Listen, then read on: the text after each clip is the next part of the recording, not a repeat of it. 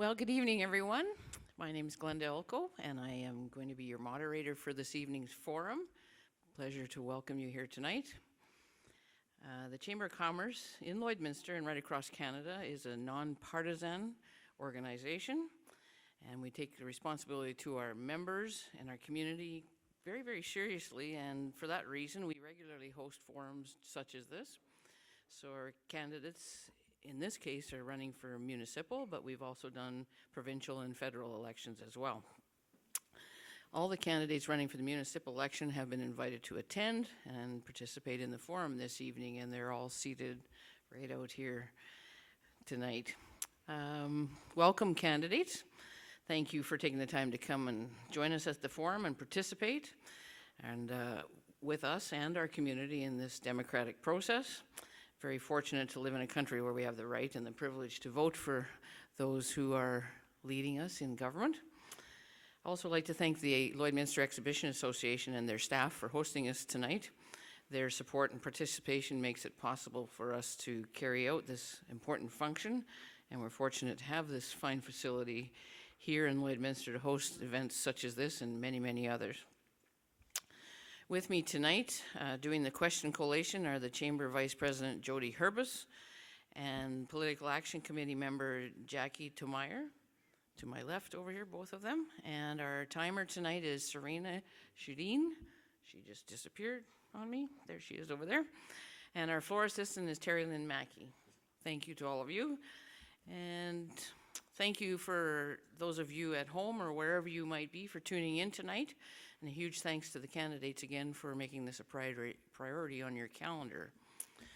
Some of you might be familiar with past forums the Chamber has run, and due to the COVID pandemic, life as we've all known it is quite different, and tonight is no exception to that, so we've had to change up the regular procedures, and generally it's going to operate quite similar to what we've done in the past. We don't have an in-person audience, so hopefully all of you at home are busy on your computers. We have an email address we'll give you that you can send in questions. Some have already flowed in here, I see.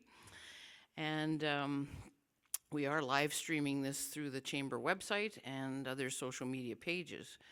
We've also secured the local media partners to send our live stream out tonight, including 106.1 The Goat, Lloyd Connect, and Primetime Local News. So we'd like to also thank Maz Entertainment for doing this live streaming for us. So again, for those of you who are viewing us tonight, your questions can be sent into lloydforum at lloydminsterchamber.com. That's LLOYDFORUM at lloydminsterchamber.com. Okay, so for the candidates and for the audience at home, I'm going to outline a few of the guidelines. First of all, we need to declare the forum officially called to order, and we'll do that right now. Each candidate's going to have 2 minutes to introduce themselves and comment on some of the important areas of their platform. The order of speaking has been determined by a computer randomizer. We used to, in the old-fashioned days, just draw names out of a hat, but that's not how we do it tonight when we're virtual, so that's good. Serena, the timekeeper, will keep track on a stopwatch, and when the bell sounds, that's when your time is up. We ask each candidate if you'd kindly adhere to those time limits so that everybody gets a chance to have an equal opportunity to put forward their positions. Once each candidate is spoken, we'll begin addressing questions that will come to us via the email, and ask that your questions, please make them specific and addressed to a particular candidate. We won't have time tonight to read a really long preamble to a question, so in order to make sure your question gets asked, make it precise and to the point. And with 18 candidates, it's going to be very hard to say all of the candidates get to answer it. So, if you can, please address it to a specific candidate. Otherwise, the questions will be asked randomly to possibly a group of candidates. And we're going to try to make sure we do everything possible that every candidate present tonight gets an equal opportunity and an equal number of questions. Due to the number of candidates and respective time, response time for the questions may also vary on my discretion. And some questions will be just quickie answers required, so that makes it move along a little quicker and we get to more questions. So you might get a 1-minute response time, you might get a 30-second, or you might get a simple, I want a yes or no, and nothing else. Okay, so keep that in mind. Candidates are going to be given a 1.5 minutes for a wrap-up once we're done all the questions that we can get to tonight. And the order of speakers will be in the reverse one of the introductions. So I think we can get to introductions. How do we do this? Do I do this? Yeah. Okay, please, I'll beg for forgiveness now if I don't say your name properly, but. Okay, yeah, like, I mean, I've already put the order in. Yeah. Now, everybody is sitting in that order, so is it just as easy to go around and everybody just give their name, or do you want me to do that? Everybody give their name. Yeah, I think that's better, and then I won't make a mess of your name. Okay, let's start over here on my left. My name is Aftab Arif. I moved to Toronto in 2005. I finished my schooling in Toronto. I've done international development studies in University of Toronto, and through my university experience, I had the privilege to travel to South Africa, Cape Town, to do development work. From there on, in 2013, I was in Dominican Republic doing community development for Haitian refugees in Dominican. I have been always passionate about community development and wanted to give back to the community wherever I resided. I have been a resident of Lloyd since 2019 July, and I am going to call Lloyd my home for years to come. Right now, I'm working as a property manager, so having this privilege to serve the residents of Lloyd, I'm looking after 180 families from all sorts of concerns that they may have to live in a happy and healthy home. I am going to take this smaller model to a bigger model as a councillor if I'm elected to look after the residents of Lloyd in a manner that they best deserve. I do think that there are a lot of issues that I am going to talk about tonight that I'm really passionate about, and I want to work on those to make sure that everybody in this town is looked after. Thank you. Okay, just move right along. Jason Whiting. Okay. Yeah, thank you. My name is Jason Whiting. I'm born and raised here in Lloydminster. I spent pretty much all my life here, other than a few years in Edmonton, a few years overseas, which has given me that experience of living in bigger centers and larger settings. I'm very passionate about this community. I'm a member of our Rotary Club alongside a couple others here today. I enjoy being involved in the community on all different levels, shopping local, taking part in events. Sitting across from me, Laura Lee, we started the youth council here in town as well too. So there's a lot of things that I really enjoy about this community and passionate about. When I think about my potential upcoming term on council, there's 3 priorities that I'd like to which I would prioritize. One would be public safety is utmost importance that needs to be addressed. Number 2 is our infrastructure, water, sewer, roads, lighting, buildings, that sort of thing. We cannot get to a point where we let things slide and then end up with much larger expenses down the road. Followed by the economic development, and then of course arts, culture, that sort of thing, recreation, all those. The thing that we as council need to understand is how to balance those issues and balance those topics appropriately within the budget that is set out by us. So I have spent a term on council. I spent 4 years on council from 2012 to 2016. That experience it grew me a lot, and I learned a lot, and I look forward to being on council again and being the voice of our residents. Okay. Hi, I'm Michael Dychuk. Thank you to all the candidates for putting the name forward. Thanks again to the Chamber for hosting this evening. Scratchy here tonight, but I'll make my way through it. A little bit about me. Married 2 adult children. Moved here in 1998. Served as assistant director for 8 years, director for another 8 years and change, and spent about the last 5.5, 6 years over at Lakeland College. Now I'm chair of teaching and learning, responsible for counseling, library, and supports for students who require accommodations. In the last 4 years in working on council, what I can tell you that it was a lot more than what I thought it was going to be when I started off. And some of the challenges we faced were primarily around human resources as well as finance as we began to find our way through this process. I had the opportunity, privilege to serve as a member of the Pioneer Lodge and Pioneer House Board. I learned a lot about the needs of the seniors within our community. The fact we have over 100 people on a wait list waiting to get into a lodge, that's causing many people who are from our own community here having to go elsewhere and placing challenges to families that want to stay close to their grandparents or parents. I've also been involved with the committees that work on both sides of the border in terms of annexation, development with the municipalities in Saskatchewan as well as county. Going forward, I guess one of the priorities is more about process. I think Jason has touched on it as well, is that we need a balanced approach. We need to be looking at our budget and what we can afford. Priorities will change from day to day, from year to year, and right now we've been dealt a card what's called COVID. It doesn't take away from us making sure our infrastructure is in place. It doesn't take away from making sure our recreation facilities are in place and the other pieces in our community that define the quality of life we have. The reality is, however, is that the budgeting and financial processes really need to be taken care of and ensuring that we don't go ahead for a priority today that jeopardizes our future going forward. I've also been involved with the Economic Recovery Task Force. There are a lot of pieces that have been in place, and I'm confident that going forward, some of these initiatives and ideas will make a difference. Thank you. Thank you, Michael. Aaron? Ladies and gentlemen, let me first start off by saying thank you to the Chamber for hosting this event to inform the public about the candidates and help them see clearly who they should make their choice for City Council. Secondly, I'd like to take the time to personally thank the other 17 people sitting around the room tonight. I love this city. We have people that step up to the plate every single time they're asked, whether it be to sit on a position of council or any other volunteer group, and it is an absolute honor to have served the last 4 years. I came to this forum 4 years ago and said if I was so humbled and honored to have been elected, that you would see me here again tonight. So I'm following through on that promise, because if you're going to be serious about this job, you should be serious about this job. It's not a one and done type of idea. So I'm proud to be back here tonight. I've been a resident for the city for 23 years, serving in numerous different roles, including the Chamber of Commerce president, Border City Rotary Club president, and coaching many different levels of sports. Been a volunteer firefighter for 22 years. I'm the deputy chief and training officer for my department. I also work as a RCMP detachment guard.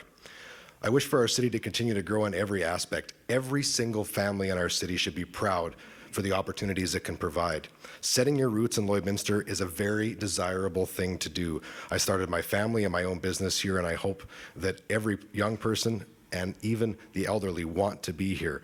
It's not a place to be from, it's a place to be at. My experience in dealing with the roles I've had so far have positioned me very well for another 4 years going forward. But in saying that, I can tell you this: I am a student of the trade. Someone who thinks they know it all is not someone I want in a leadership role in any organization whatsoever. The next 4 years is not going to be for the light of heart. It's going to be challenging, and decisions are going to have to be made that are not going to be popular. Questions are going to have to be asked of the public so council can get feedback, and questions are going to have to be asked of council. You can bet that if you ask me a question, you're going to get an answer. It might not be the one you like, but you will get an answer. Thank you. Daryl Dunn. Thank you. My name is Daryl Dunn, and my wife and I have made Lloyd our home for the last 12 years or so, but her family roots go back to the 1940s and 50s. Her grandfather ran the Co-op Creamery and was in Rotary and was the president of the Chamber of Commerce, so the genetics are there. My wife now runs a family business that her brother established here almost 25 years ago. And we've gotten involved in the community through the Border City Collectors Club, and their annual show and sale has raised thousands of dollars for a variety of local charities. As well, I'm the president of the Snowflake Respite House Foundation, and that provides respite services and special needs to kids and families. I think my career path has helped out a lot in terms of looking at this job. I was elected for 2 terms with Saskatchewan Wheat Pool, and I spent 4 years with the government of Saskatchewan in an agri-economic development role. We had a portfolio which included doing projects, policy development, as well as writing legislation. Besides farming and consulting and business creation, I spent almost a decade as a police officer in the city of Calgary, so I understand emergency services. My current activities include private investigations and legal services such as evidence review and handling of small claims. If I'm able to get elected, my main priority, as has been touched on, is fiscal management. The last 4 years, the city has positioned us pretty well, along with the council, who did their work on that issue. But post-COVID, who knows what's going to happen? We have to maintain our intergovernment relationships, given that 55% of our capital budget for 2021, or $31.4 million, comes from other levels of government. 60% of the wastewater treatment plant, or $50 million, comes from other levels of government. $4 million of our operating budget comes from other levels of government. And so we're going to have to maintain those relationships and move forward with them. There's other issues such as we're done.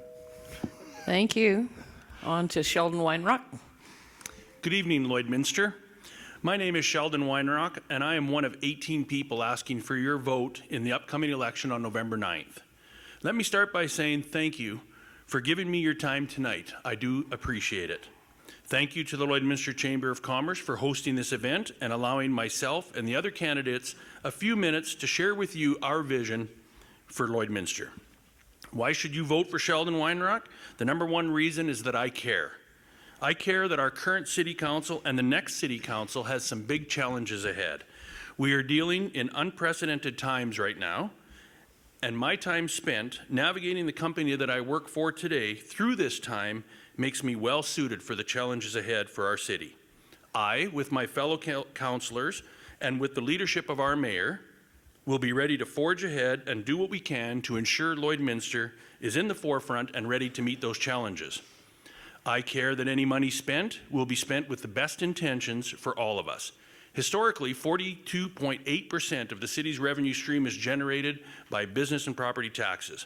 When City Council votes to spend money on the goods and services that we enjoy, we need to ensure that we are spending with the right intentions for all of Lloydminster. I do understand that we may encounter things along the way that are unforeseen, and we may need to borrow money from our children to pay for some of those things that need to be done today. It is my intention that should that happen, that we will have a solid and comprehensive plan to repay that borrowed money back in a timely fashion. In addition, I care that we as citizens want to promote our community as a place to be and raise our families. Like many of my fellow candidates, I also believe in shopping locally. I want to promote Lloydminster first, and I will strive to always be a champion for Lloydminster. Finally, I believe that we need to look at our aging population. Our seniors have made Lloydminster what it is today, and I want to make sure that we don't forget that. From facilities such as the Legacy Centre to our many care facilities, we need to ensure that our older folks are happy. Thank you, and Sheldon. engaged. Thank you. On to Glenn Fagnan. Good evening. My name is Glenn Fagnan, and I'm using the same slogan I did as in 2016, committed to the community. I have called Lloydminster home for over 30 years, and I have had the good fortune to be embedded in many varied aspects of our community. I have started and owned and operated multiple successful businesses in Lloyd for more than 25 years. I have held business leadership roles, such as the president of the Chamber of Commerce, president of the Rotary Club, and was the chairman of the Lloydminster Economic Development Association. I have had a great opportunity to volunteer for numerous nonprofits, have belonged to several community-based committees, and have had the privilege to be involved in many special community events. My day job, I am the executive director for the not-for-profit Border City Connects, which was formerly known as the Lloydminster Handyvan. And I've been a member of City Council for the last 4 years. So some of the key things I was looking at, as always, is fiscal responsibility has always been my top priority. And I think that the citizens of Lloydminster deserve efficient and cost-conscious management to preserve and maintain our services and tax dollars. And I think that we've done a great job over the last 4 years maintaining transparency and strong communications, and that certainly has to continue. Economic development and diversification, we must always be looking for new businesses, but we must also be concentrating on retaining existing businesses and encourage expansion within those organizations. And I would like to focus on the elimination of red tape, streamlining general processes, and concentrating on striving outstanding outstanding customer service for our residents and our businesses.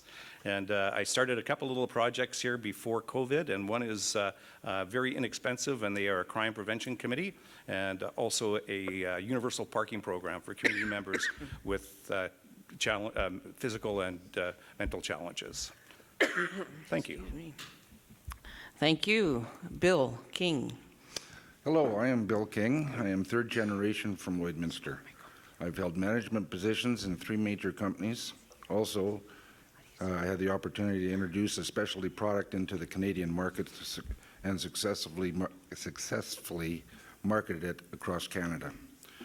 My personal achievements have been, I've been president of the Edmonton Petroleum Club, the president of the Edmonton Petroleum Golf and Country Club, was a director of the Alberta Trucking Association, president of Sherwood Park Kinsman Club. Currently, I am secretary treasurer of the Lloydminster K40 Club and a director on the Richard Larson Barcolini Foundation and a director on the Lloydminster Curling Association.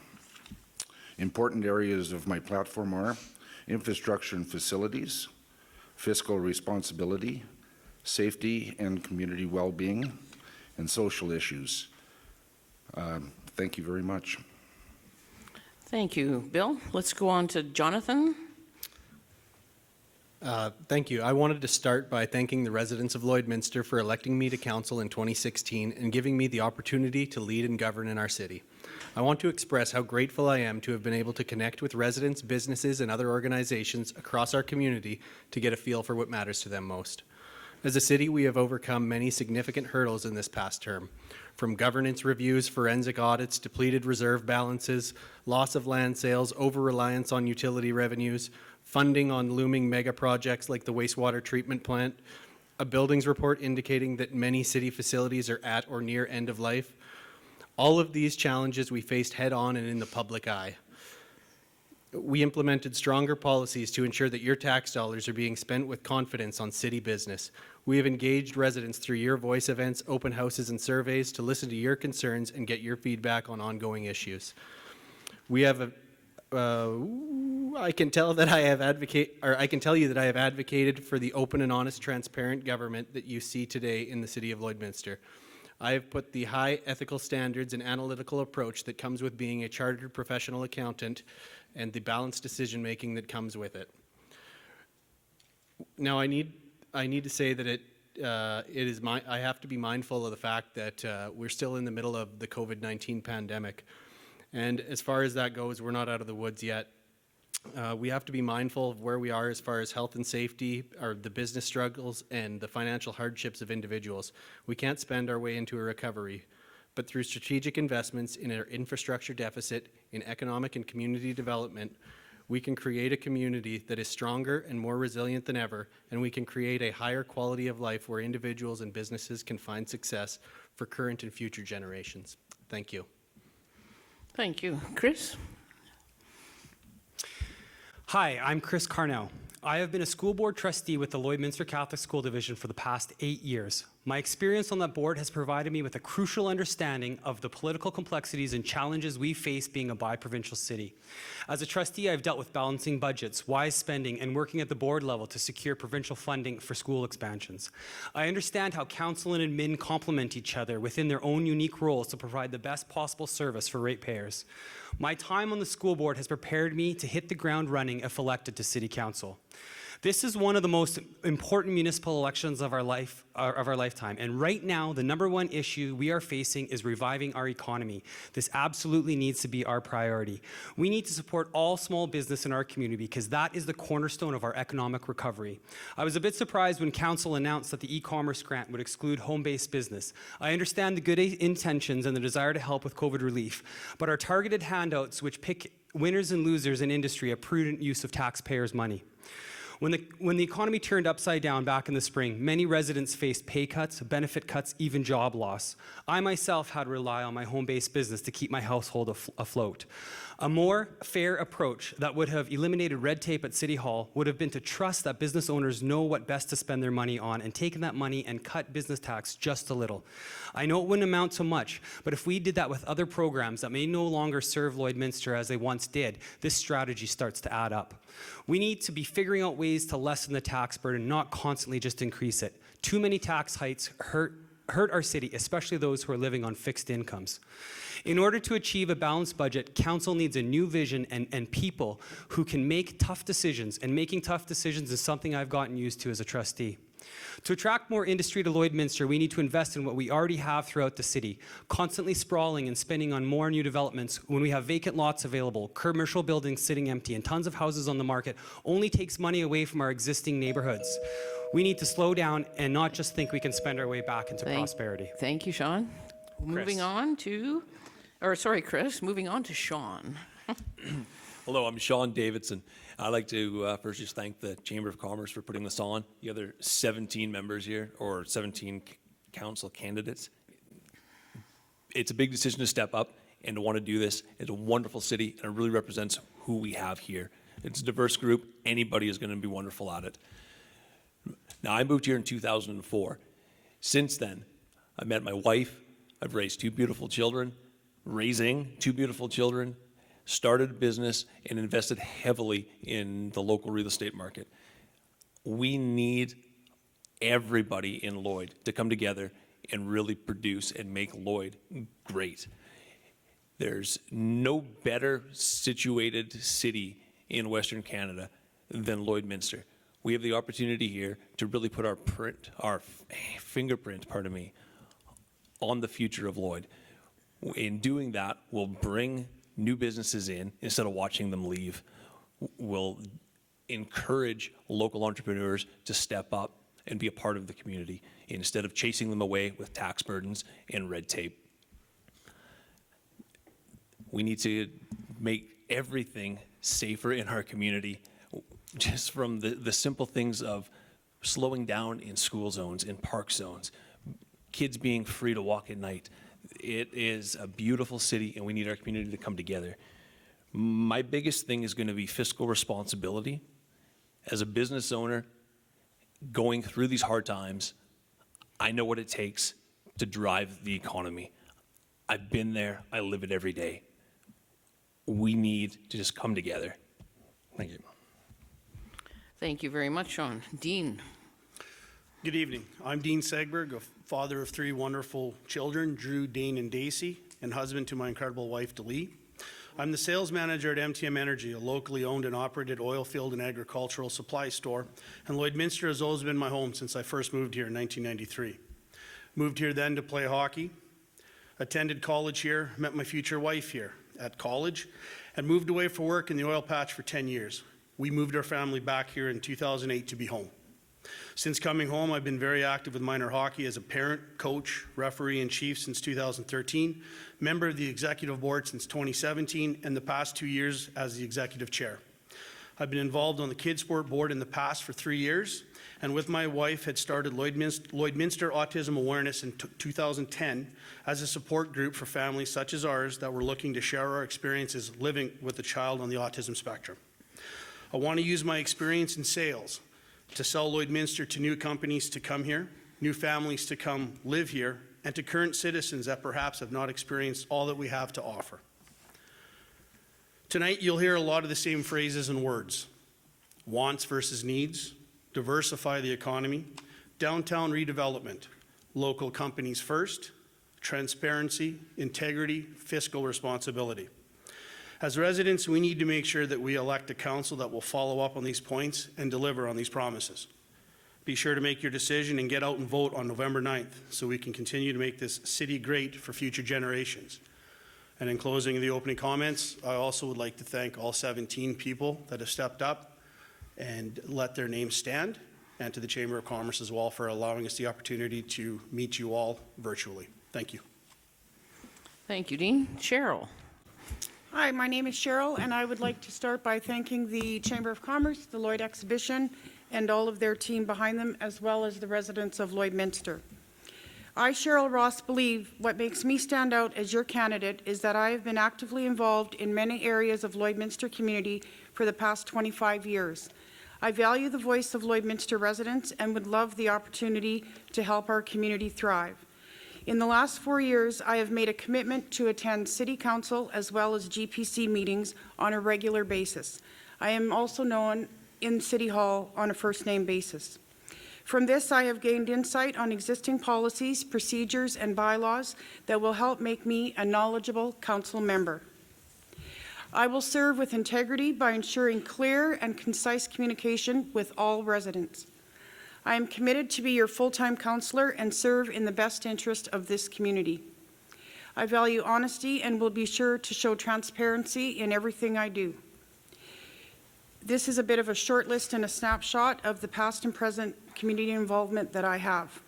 Grace United Church, Lloydminster Public School Board past trustee, an executive member of the Richard Larson Bar Colony Foundation, the co-chair of Lloydminster Immigration Partnership Program, a volunteer with the Lloydminster Legion, a past member of Lloydminster Oil Wives with 25 years perfect attendance. I am on the executive for the Jubilee Gems Auxiliary.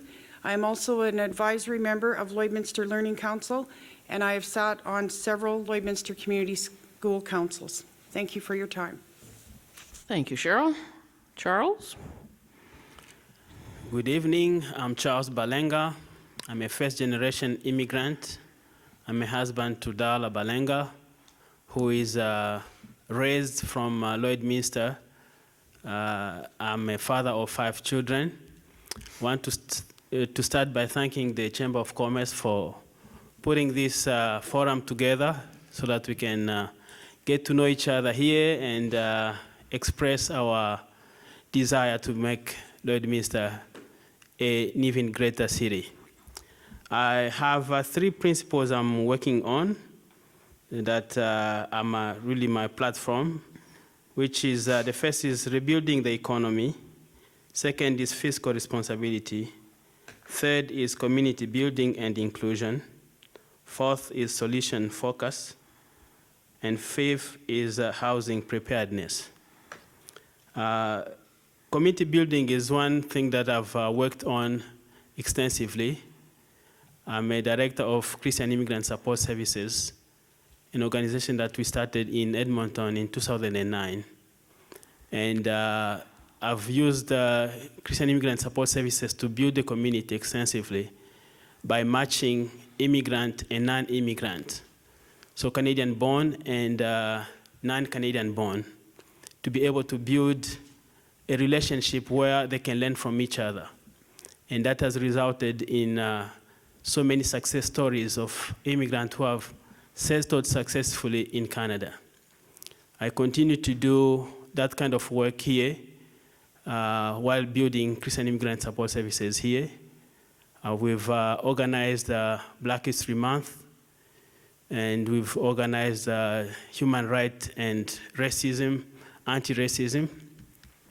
And so we continue to work to build the community here, because I think when you look at Lloydminster, there's need for diversity, and we need to make sure that that diversity is clear. Thank you, Charles. Moving right along to Sandy. Hello, everybody, and thank you for coming out tonight to view and ask us questions. My name is Sandy Barrett. I was born and raised here in Lloydminster, just northeast of Lloydminster, out by Sandy Beach Green Street area. I'm currently working at Dr. Cook Extended Care. I've been there since April of 2015. I would like to see more of the healthcare industry and try to get back with the oil field, get it back up and going again, including the farmers outside of town as well. It has been touched on briefly tonight about loved ones being out of town in different agencies. I like to build a few more, or see if we can get some grants to get some nursing homes back here in Lloydminster, either on the north end of town, east or south end of town. I also like to bring in, like, get the hospital going again. Like I know for myself, I had a surgery a couple years ago and there's frustrations with the wait times.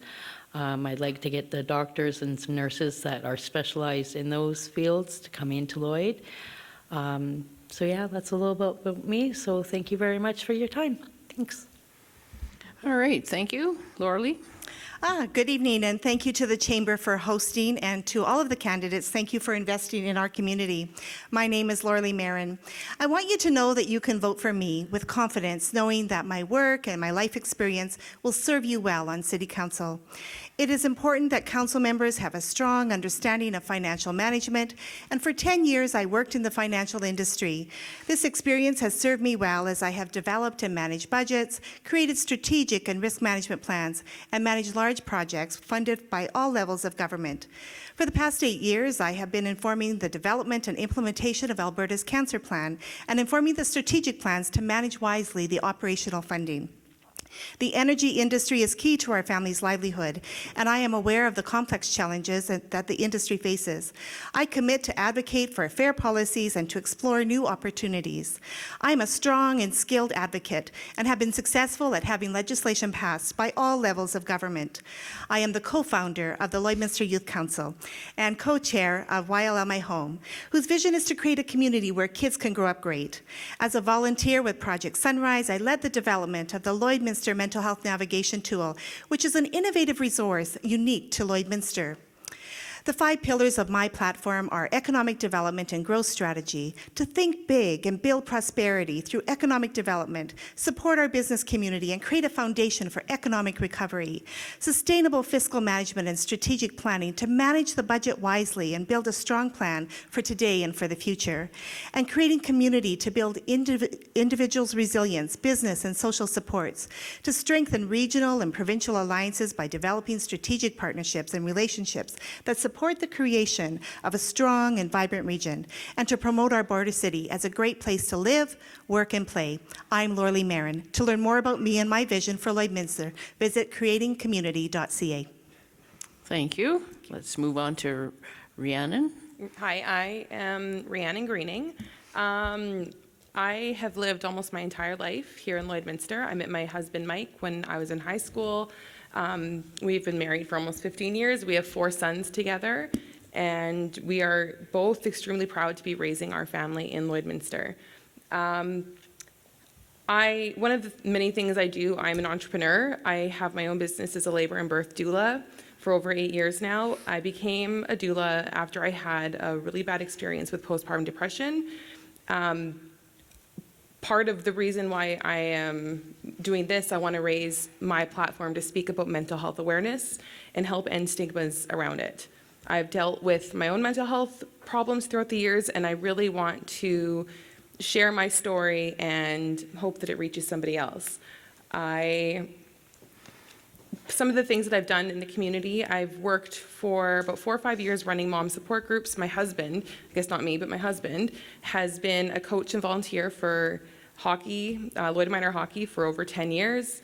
I have volunteered and worked with Street Fest, which is one of my favorite events in town.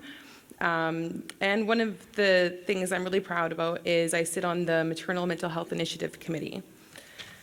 So some of my top priorities, if elected to council, would include, of course, economic development and the economy. There's supporting small business, including the downtown area redevelopment plan. Would like to see where that goes. Projects that are already in play, like the Martin Brown area redevelopment plan, the museum, and a few of those. I think one of the top things that's going to go along with the economy right now is mental health awareness. There's already a lot of discussion and supports out there, but with COVID happening and everything, I think that we're going to have a lot more supports out there for everybody. Thank you. Let's move on to, is it Satish? Yes. Very good. Thank you, everyone. My name is Satish Patel, and basically I came from India, and I came in 2005 with my family, my wife, and my son. And after that, I moved in 2007 in Lloydminster, and I started a business in Southridge liquor store, and after 13 years, so I have 2 more business grow up, and with if I will get the opportunity, so I will share my business ideas, business experience to develop the city, and basically main focus I will get in economy, health, growth, crime prevention, energy sector. And before that, we have to set the plan, strategic plan,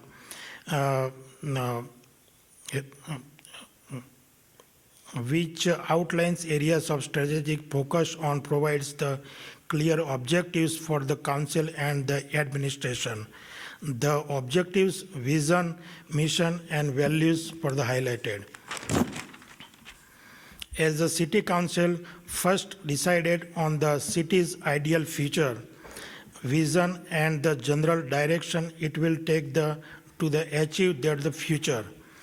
Vision, a community vision provides a long-term picture of what the community wishes become the vision, also indicate what makes the Lloydminster unique. Mission, providing quality program and service to the community. A city mission defines what the business that community is in and lets the people know what the city of Lloydminster does to serve residents. Values, the value expressed here. Thank you, Satish. Thank you. All right, so we've met all the candidates now, and we're going to get into some questions. For those of you who can't see this at home, we're got a nice big circle here, and we're going to try and move around the circle a little bit and make sure everybody gets a chance to answer some questions. So again, for those of you viewing us, send your questions to lloydforum@lloydminsterchamber.com. So the first question up is, tax cuts typically correlate with attracting and retaining business. Would you support tax cuts to help Lloydminster's current businesses and also attempt to attract new businesses? So let's start on this left side of the room. Aftab? Oh, sorry. Let's do 30 seconds on this one, and maybe we'll get a few more in. Linda.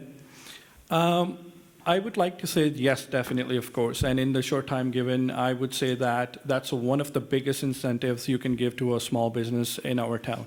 If those taxes are raised, and some of my colleagues have touched upon this already, that if these incentives don't come into play, a lot of businesses would leave, and we would also discourage from more small businesses to moving into town. So definitely tax cuts is one of my agendas that I'll be pushing forward if I'm elected. Okay, thank you. Jason Whiting. Yeah, you know what, I'd love to say that we would cut taxes for businesses and all that. It has to be looked at the bigger picture. We have to identify if that is the best gameplay for our business community in Lloydminster. It would never be off the table, but it's definitely something that I could never promise, nor do I think any council could actually ensure that that was something that they could pass through easily. Okay, thank you. Michael? Yeah, thank you. When we came to council, what we found out is that the prior councils were relying upon land sales to the tune of about $4 or $5 million a year to offset operations and in essence keep tax rates low. When the land sales dried up, there's really no other place to go to get the funds and resources other than from the community in terms of taxation. It's one of the few spots. I guess the piece in looking at it is that we're still within the bottom third to middle, and if we were to do more cuts or cuts to the budget, the question would be what are the people prepared to give up?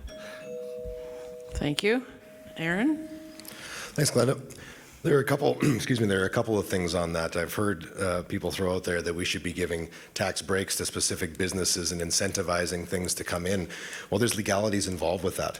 What you're allowed to do. I mean, you can set the tax rate within the city, but in my opinion, you can't give a special break to someone, because where do you stop? In 2005, when I was chamber president, Costco came to town and they said, give us land. And the city said, no, why would we give you land if we're going to give it to everybody else? So those types of things just aren't fair. Thank you. So let's move on to another question, but we'll just keep going around the circle here. You'll have to bear with me. This is a little strange way of doing this compared to what I'm used to, but that's all right. Okay. Oh, just a second. That's not going to work. Here we are. What have you done to prepare yourself to be an alderman, and how many city council meetings have you attended this past year? So let's do the next 4, starting with Daryl.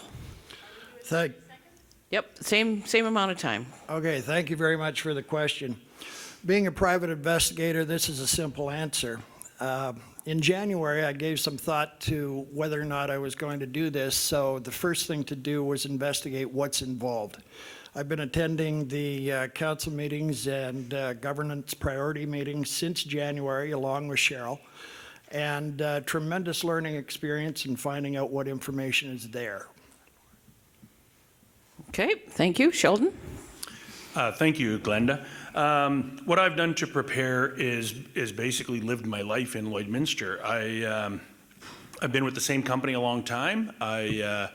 I've made sure that we've navigated that company through some tough times, and so that part makes me qualified to at least be a voice on council. As far as attending council meetings, I have not attended any in person. I have read many of the last probably the last 6 months' minutes. Okay, Glenn Fagnan. Well, that's a pretty unfair question. So I don't. Oh, that's true. Yeah. I haven't missed a meeting, and I think I did a GPC, a couple of them when I was out of the province and out of the country. So good from that end. But just to maybe just touch on the tax breaks, I think that that's a pretty slippery slope when you start passing that out. And you know, folks, something's got to give. If we only have X amount of dollars for a pot, and it's very easy to spend that, but something's going to have to be given up. Thank you. Moving right along. Bill? Well, I didn't go to any council meetings, but I did read a year's worth of the agendas and the minutes and the background information, which I thought was going to be a lot easier than I thought it was going to be. But after the first one, some of the presentations were up to 400 pages. So there was a lot of reading in that. But I've gone through 1 year of those, and then I redid the last 6 months just to refresh my mind coming into this. And also I've had lots of discussions with people in the city. Thank you, Bill. All right. Sorry about that, Glenn. We'll have to get you again on a different question. All right, let's move along here. Okay, this one has some statistics in it, and when people send in emails, we can have no time tonight to vouch for the accuracy of them, so take that for what it is. This is from the questioner. City salaries, wages, and benefits are budgeted at just under $35 million for 2021. That's an increase of almost $4 million since 2019. Would you support a review of city positions and wages to best align the city's employment with the current economic conditions facing our city, our province, and our country? So let's go on to the next 4. So Chris, no, sorry. We've got one before you. Jonathan. Perfect. 30 seconds again, yep. Thank you for the question. In fact, the city did do an entire organizational review of all the positions that it has in the last few years. That was one of the recommendations of the governance audit that we had completed in 2017. We also did a review of all of the salaries of all of those positions within that time, and it found that they were in line with the industry that a lot of the municipality would serve. So one of the other things that I think is important is that, that also includes RCMP. It includes the RCMP contract increase, which is one of the biggest parts of that. Thank you. Moving right along, Sean. Sorry, Chris. That's okay. Jeez, I got to keep track. I called you that before, didn't I? This is a great hardball question that we get to answer. So here we go. Well, you know what? It's a really tough thing to say because, like Jonathan said, we are where we need to be with the city services in terms of those wages. But one thing that I would like to see, and I hope I don't piss anybody off here, but I understand what it's like to have to take a pay cut. I understand what it's like to lose benefits. And so what I would like to see is I would like to see at least the councillors' pay reduced by 10%. Okay, now we'll go to Sean. Thank you, Chris. Thank you. It's a good question. Appreciate that. I would support a review for wages. Everybody across the board has taken wage cuts. Yeah, they're tough decisions, they're hard things you have to do, and if it is in line and reasonable, and it's something that has to be done, then it has to be done. It's not a popular decision, but it's never popular to take someone's wage away, and we're here for the betterment of the city, not for our own pocket. Thank you. Dean? Kind of to echo what Sean said there, I think a review needs to be done probably yearly. I think we've all, for sure in this room, have taken a wage cut or had something taken away from us in the last 2 or 3 years. So it's never an easy thing to do. It's never, you know, it could be the right thing to do, it could be the wrong thing to do, but I think a review definitely has to be done, and like Jonathan said, I know it has been done, and it's something that I would encourage we have to continue to do in the future. Okay, just a minute. Was that 4? 1, 2, 3. Yep. All right. Let's move on to a different topic. Here's one on, let's do healthcare.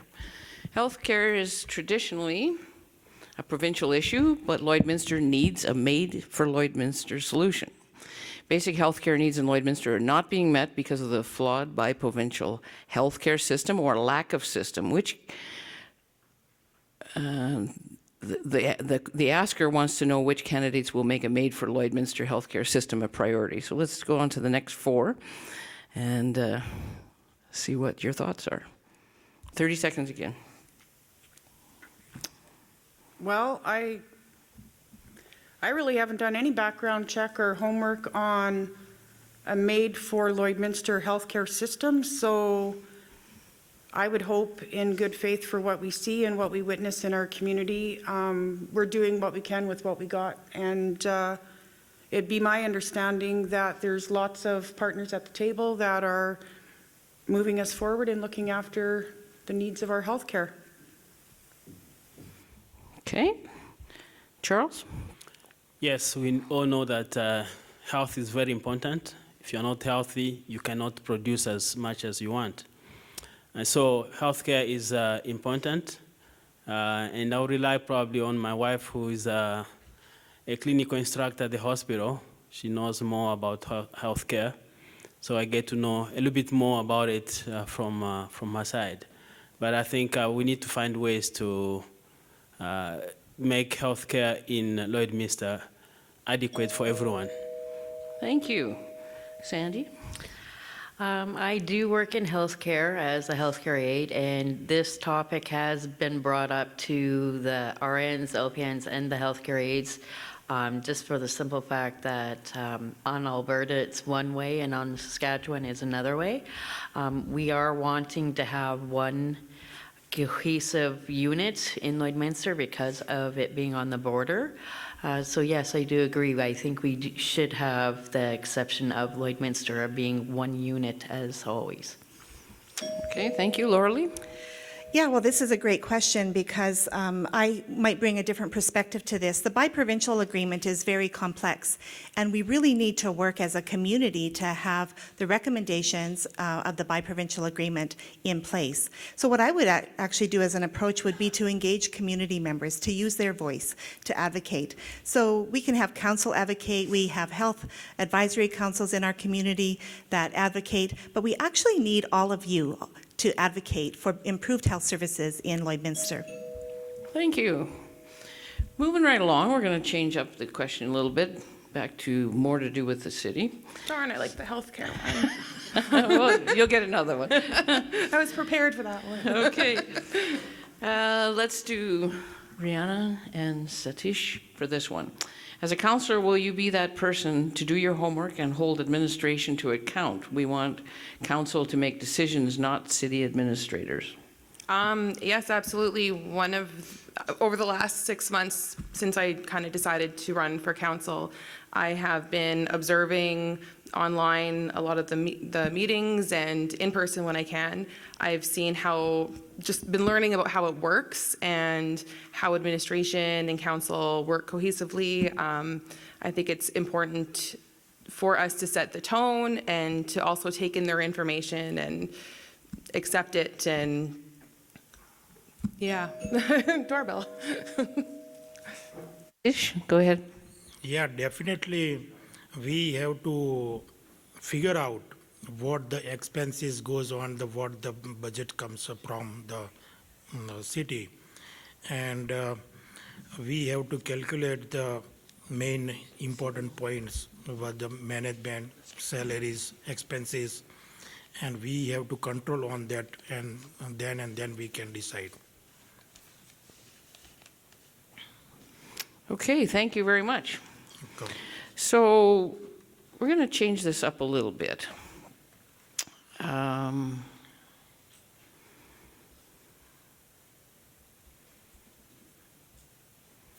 know what? I'm going to change my mind from what I told you. Let's start down in the middle there. I have to do this in such a way for you folks that are watching at home or wherever you're at.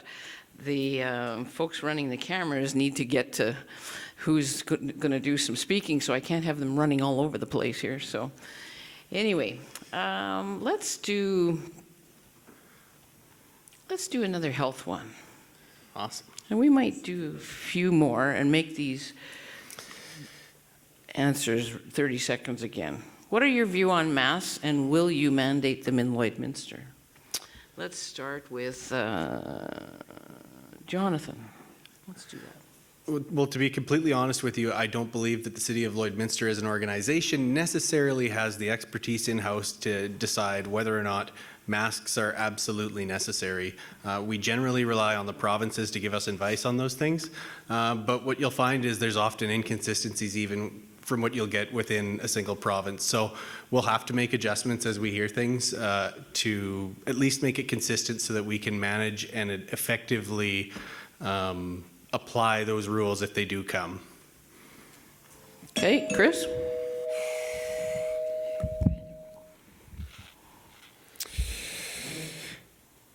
If masks were to prevent another economic shutdown, I would support them. But right now, as it stands, I think our businesses are doing a good job enforcing their own policies. And I think, why would we want to put employees in the stores in a position to have to enforce city bylaws and that sort of thing? So what I think right now, I think where it's going right now, we're going to take our direction from the province on this one.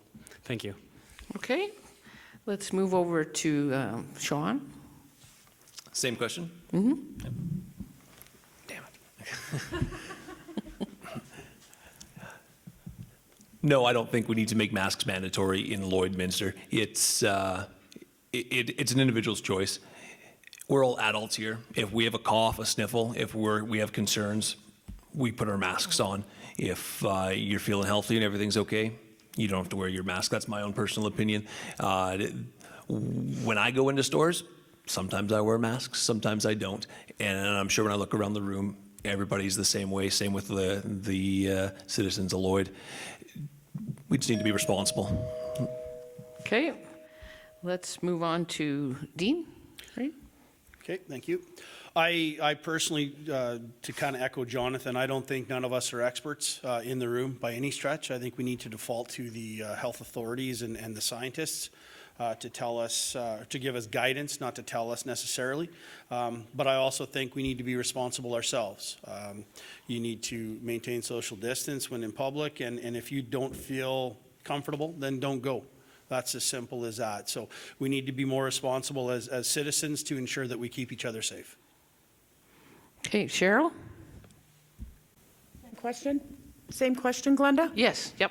I firmly believe as long as we follow the Saskatchewan guidelines and be proactive in our personal measures. I will also echo the comments from a current council member that as elected officials, I don't think we would have all the answers or the wherewithal to put that in place as a mandatory policy. Charles? Yeah, I think we need to follow the experts. Whatever the expert advice is, we need to follow. It may look like sometimes it's inconveniencing, but it's for our good. So I would support wearing masks if they're mandatory. Okay, thank you very much. We're going to just give Cody a second to move on. We can't keep doing the same order. You all be too ready for these answers. Okay, AFTAB. Thank you, Glenda. Same question. Same question. I think I would echo my fellow candidates' thoughts on that as well. I think it's a topic that we need to be very cautious about making mandatory. A lot of people might have reasons not to wear. Some people are claustrophobic. Some have other reasons not to wear it. So in saying that, I think that we do need more study on this topic. We do need to have more revision on this before we can decide on making it a mandatory task for residents. Okay, thank you. Jason? Same question? Yep. You must have a new one by now. Yeah, no question that we as, as a council, it is basically beyond our jurisdiction. That is a health authority. I don't see ourselves personally, I wouldn't want to see us bring in a new bylaw for masks. I think we're doing well as a city, and I think our community and our residents and our businesses are also doing well at keeping things at bay right now.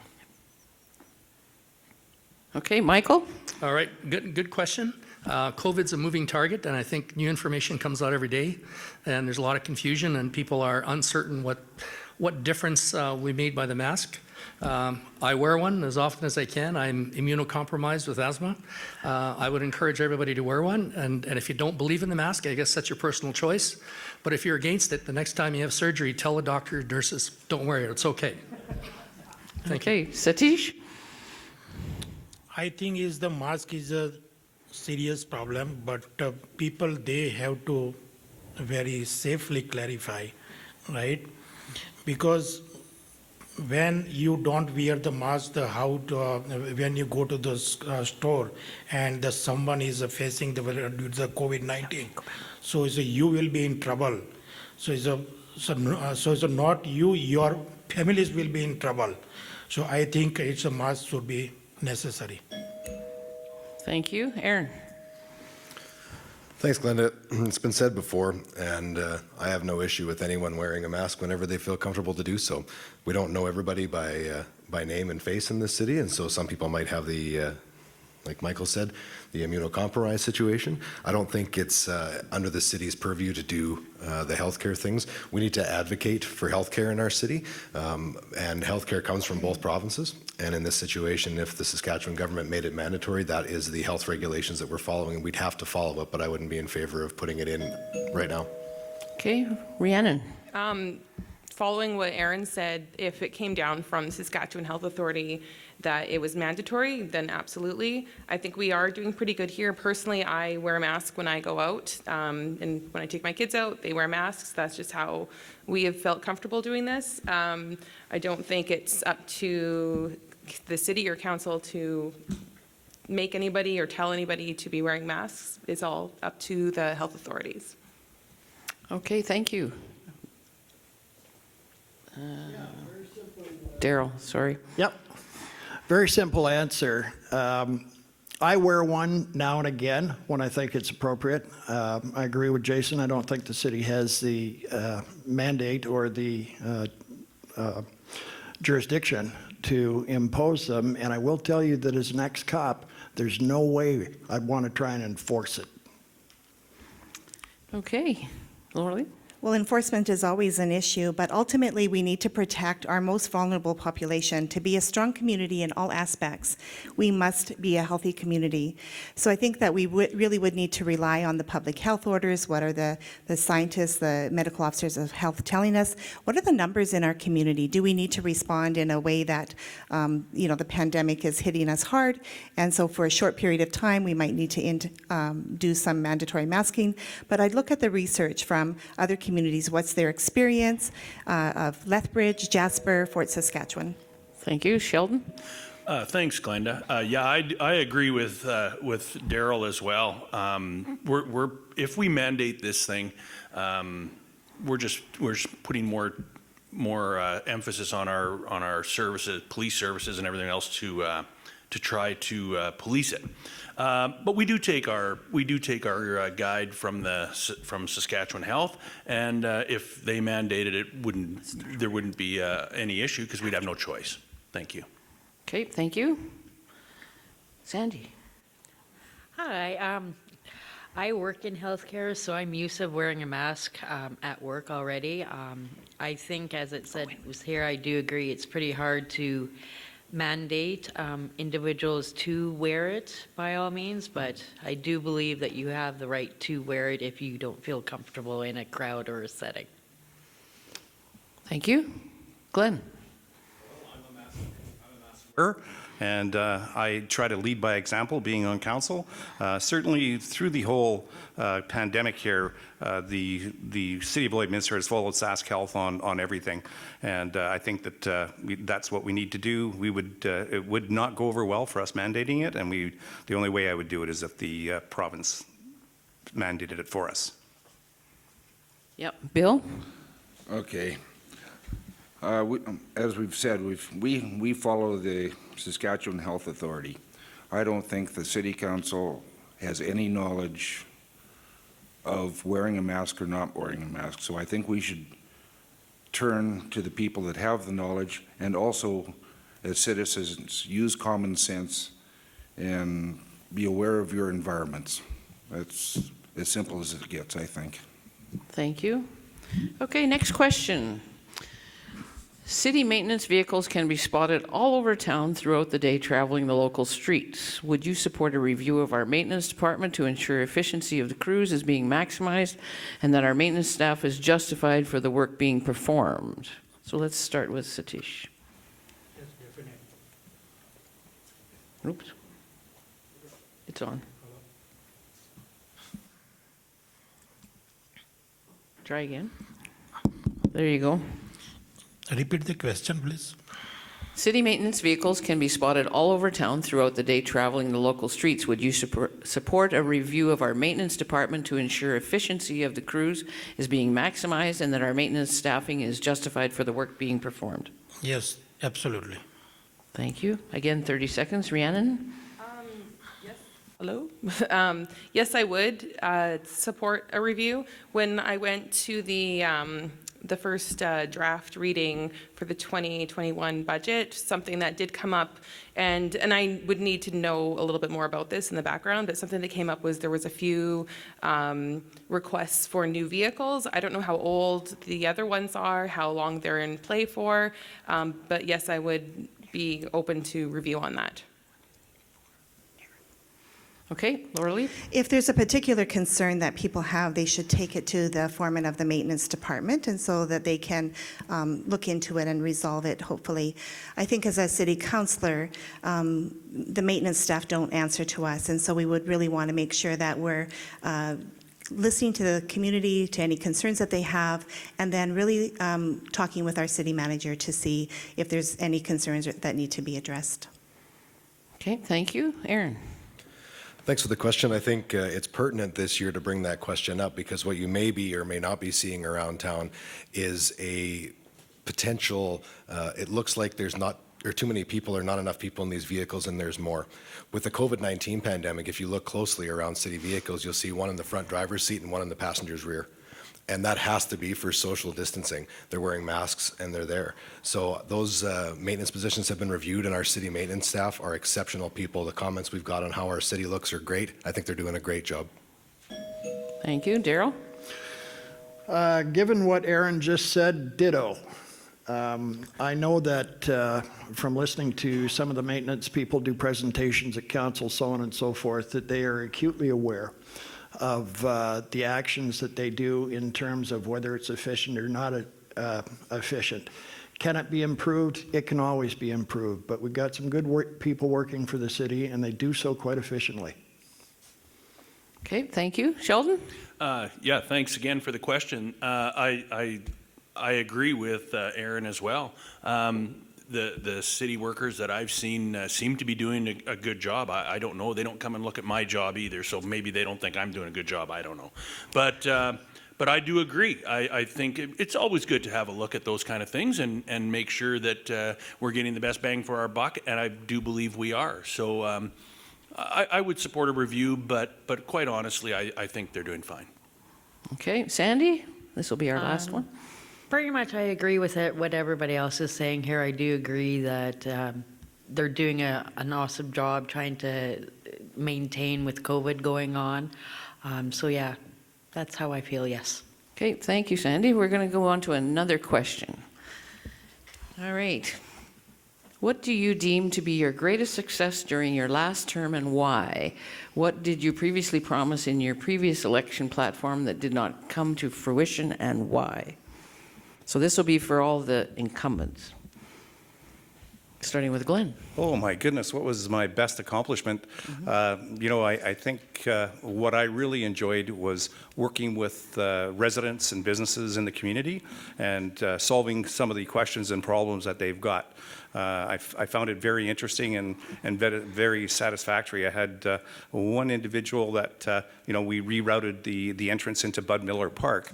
As far as something that I didn't accomplish, I guess it would be my crime prevention program that I wanted to implement here this year, and with the COVID. Thank you.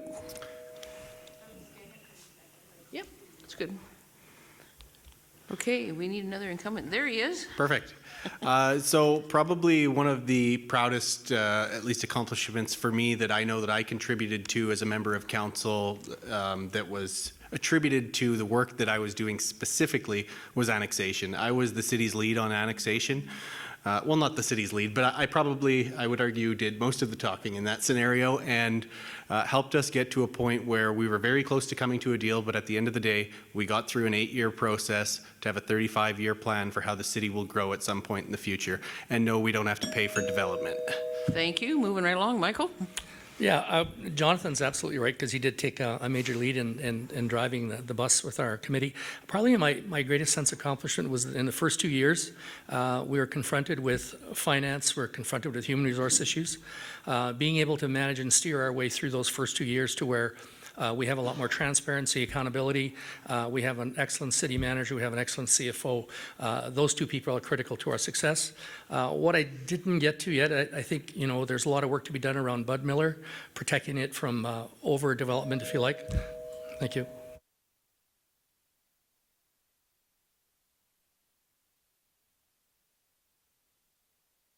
Great. You know, for me, it was getting in there and getting down to business right away. Nobody lost more votes in the last 4 years than this guy. I always vote with my heart and what I think we should be doing. For me, the biggest accomplishments were some streamlining, also some reserves.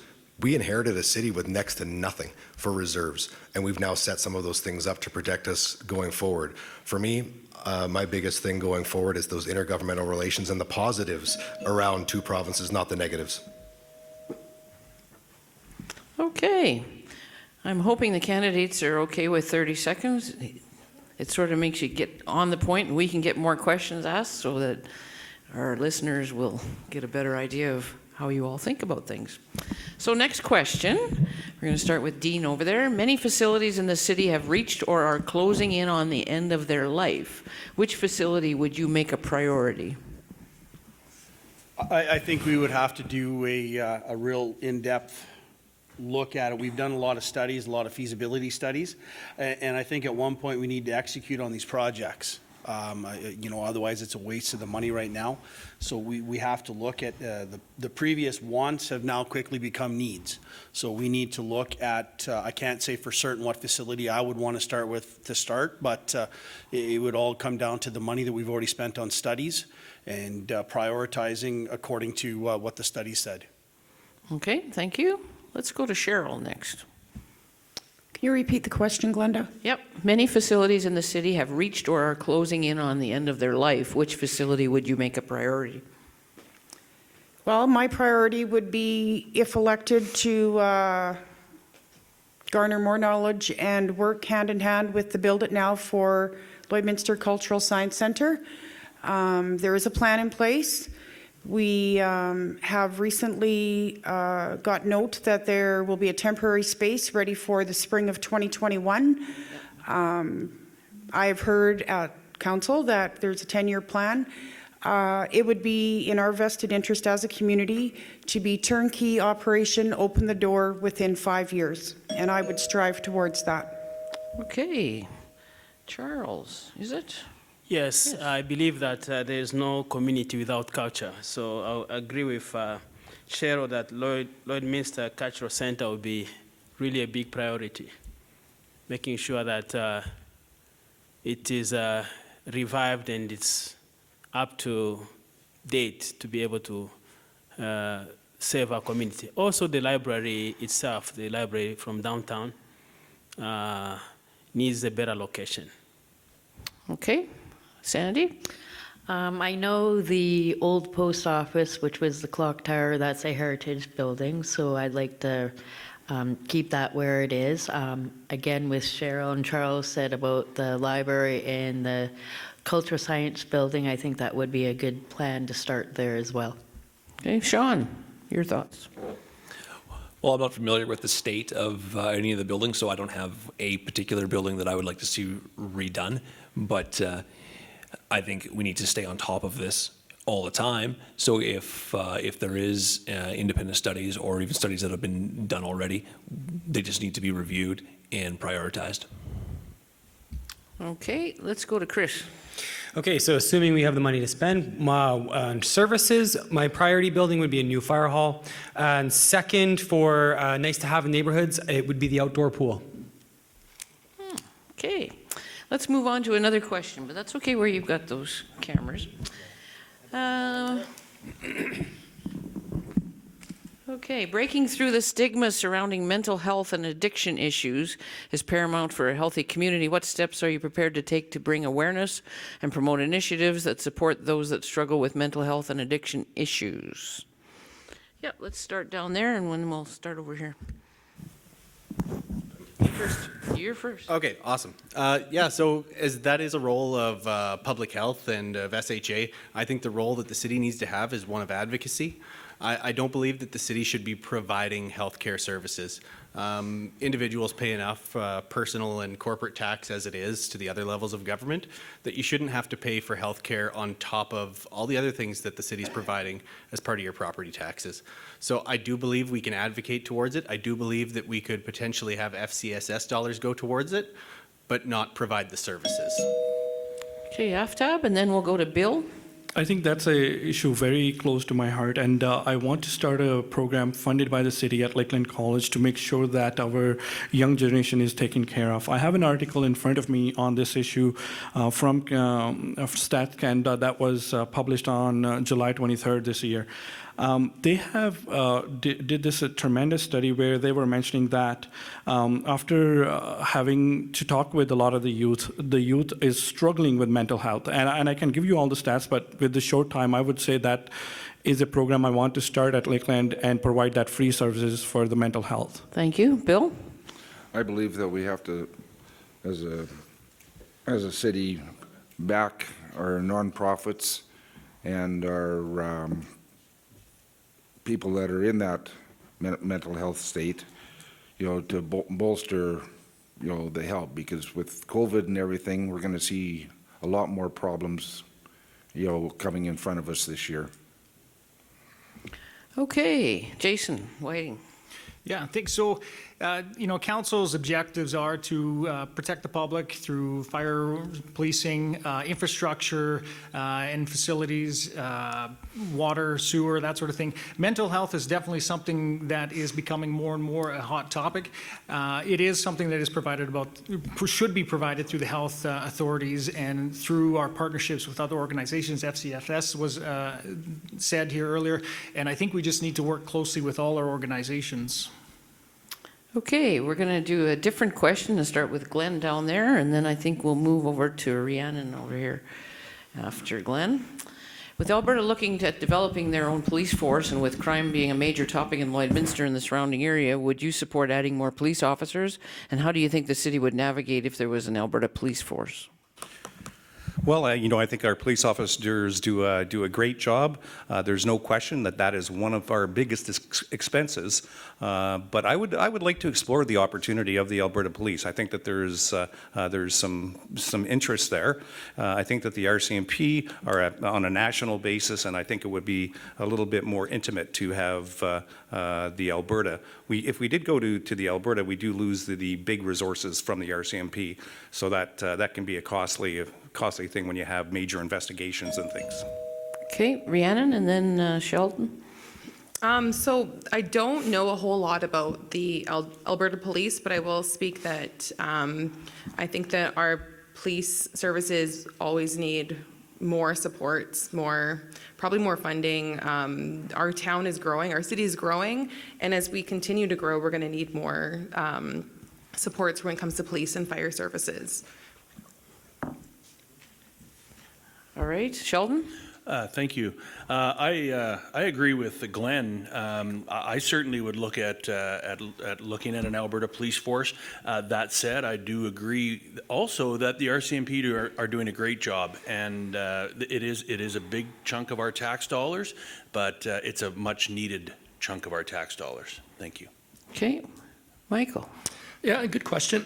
I'm not sure I'm in favor of an Alberta police force at this point in time. Part of our challenge, as you heard Colleen Young indicate in her speech, is that Saskatchewan is currently underfunding us for RCMP and our own community, and I don't know how more complex that would become even with moving to an Alberta police force. Murder investigations cost $1 million. Having access to that national crime base in support of a national police force is a benefit to us and an asset. We have elite alert forces that are going to be part of our RCMP contingent. Again, as was mentioned earlier, I think the RCMP do a good job. Okay, thank you, Michael. Let's go to Chris over there.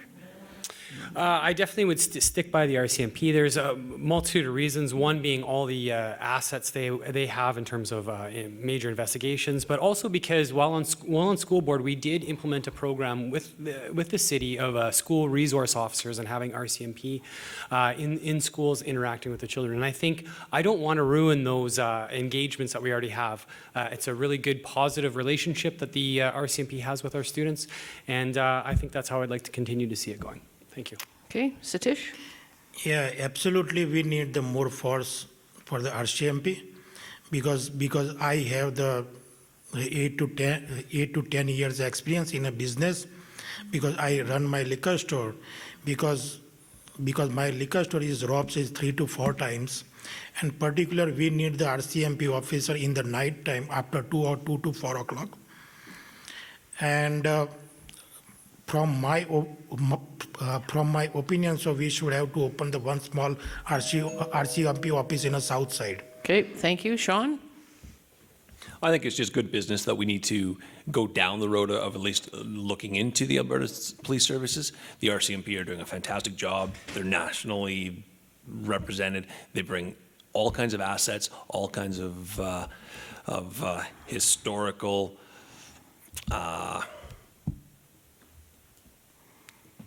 I'm drawing a blank here on the problem solving, but it's only good business just to look down the avenue of bringing in the Alberta services to see which one services Lloydminster citizens better. Okay, one more. Same question? Laura-Lee? Okay, Yep. thank you. And so the Alberta Police Force, we'll have to wait to see what happens with that with the province, but I would advocate that the RCMP are doing a good job in our community. We need to work really hard with the Saskatchewan government to make sure that they give us the other 4 funded positions that we should have in Lloydminster for RCMP, and really as a community start to create that culture of crime prevention. So Glenn's talked about his crime prevention initiative. We can do that in community by getting to know your neighbors. It helps to create a safer community. Getting to... Okay, we're going to change it up again. AFTAB, we'll let you go first on this one. What will you do as a councillor to prepare Lloydminster for climate change / global warming? Great question, thank you. I think that more awareness and more publications on those on that topic is needed. I would like to see more initiatives being done in the city. As a council member, if I'm elected, I want to make sure that city is giving incentives to businesses as well as other initiatives that are going to help ask the businesses to reduce their footprint in the environment to make sure that we're contributing what we can in the global warming. Okay, thanks. Jason? Yeah, I think our city is doing a good part in our own facilities, trying to become more eco-friendly with the replacement of different LED light bulbs in a lot of the facilities, trying to reduce our footprint here locally. As far as providing initiatives for small business in our community, that's a tough one. I, again, go back to that previous comment about tax breaks and incentives, that sort of stuff. It needs to be really thought thoroughly and long-term before committing to something like that. And a lot of those things are a provincial regulation. Okay, let's roll right over there to Dean. Yeah, I think kind of along the lines of what Jason said, you have to really watch when you're talking about incentives to reduce carbon footprints and stuff like that. But I think you have to work with the provinces and see if there's a plan in place for funding that would be available to help businesses and residents to reduce their carbon footprint. And again, you have to look at the science of things. It's maybe not so much global warming or global cooling anymore, but there is definitely, my opinion, is climate change of some sort. You just have to look at the storms that roll through Lloyd any given summer. So we have to look at both sides of the province for a solution. Thank you, Dean. Cheryl. And then we'll do Charles. Well, I would suggest or say that we need just to keep up with what's happening globally as far as climate change and global warming. Dean suggested, look at the funding. What would that look like? What can those dollars be done with that are brought to the table if successful? And I firmly believe the city is leaning towards being proactive in measures for climate change and global warming. We all need to take our own personal responsibility as well. Okay, Charles? Yes, global warming is a hot topic right now, and it's important. But I think we need to, in my opinion, I think we need to go first thing first. The oil and gas industry is really suffering, and we get so much heat to do with global warming. I think we need to start first really seriously looking at reviving our oil and gas industry.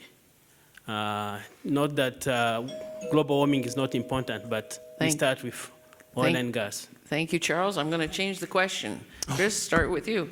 What will be done, what would you do to improve traffic flow on 50th Avenue? Excuse me, sorry. It does get to be annoying when there is traffic backed up going down 50th. But having a lot of traffic isn't necessarily a bad thing, because it means there's a lot of traffic in our city, a lot of attraction to our businesses. So what I would do to probably try and increase that would be looking at maybe getting some more advanced arrows on some of the side streets, just so you're not sitting there waiting as long. Okay, let's go to Jonathan. Jonathan. Thank you for the question. I would likely continue on the path that the city's already on and budgeting for, which is to continue with the advanced system as far as the lights go, to extend the green band that's a little more automated than the other systems have been in the past. Some of the other things we have to think about is that on Highway 17, it's been gazetted on the south side of the city that one day there will be a bypass and all of the traffic will be going north-south through the city, and at some point it will need to be twinned. That's a long-term project that we have to think about, as well as the way the traffic flows into the downtown. Okay, Bill? Oh, that's a bad one.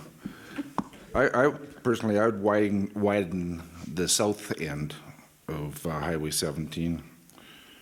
Because that's where the most traffic flow is right now, and that's where our development is right now. The north end, everybody complains about the railway tracks. Well, we should just watch global news and see the problem that Edmonton has with level crossings in their city. So we're not going to get away from that. We're stuck with that for life. Thank you. Glenn? Yeah, I would agree. We do have some software that's going to be coming in. It was just installed on Highway 16, and we're just in the process of installing it down on Highway 17. There is some long-term planning as far as the widening goes from 12th Street to 36, and then there's the second phase that's going to be phased in at some time from 36th Street downtown. So that all that flow will start happening here shortly. In the short term, hopefully the software and the new hardware that we're putting up will help out. Okay, one more. Sheldon. Well, that's great that I get to be the last guy because these guys have said it all. It's wonderful. The guys that have been on council know what we're doing already, and to me, that sounds like a great plan. I do like the idea of the 12th Street widening to 36. That gets traffic moving a little bit faster, and I think all the initiatives that are being done already are great, and thanks to our council for doing that. Okay, let's keep going, and we're going to talk to Daryl next. What's your vision for our downtown? What will you do to support and retain small business in Lloydminster? Oh, that's an interesting question.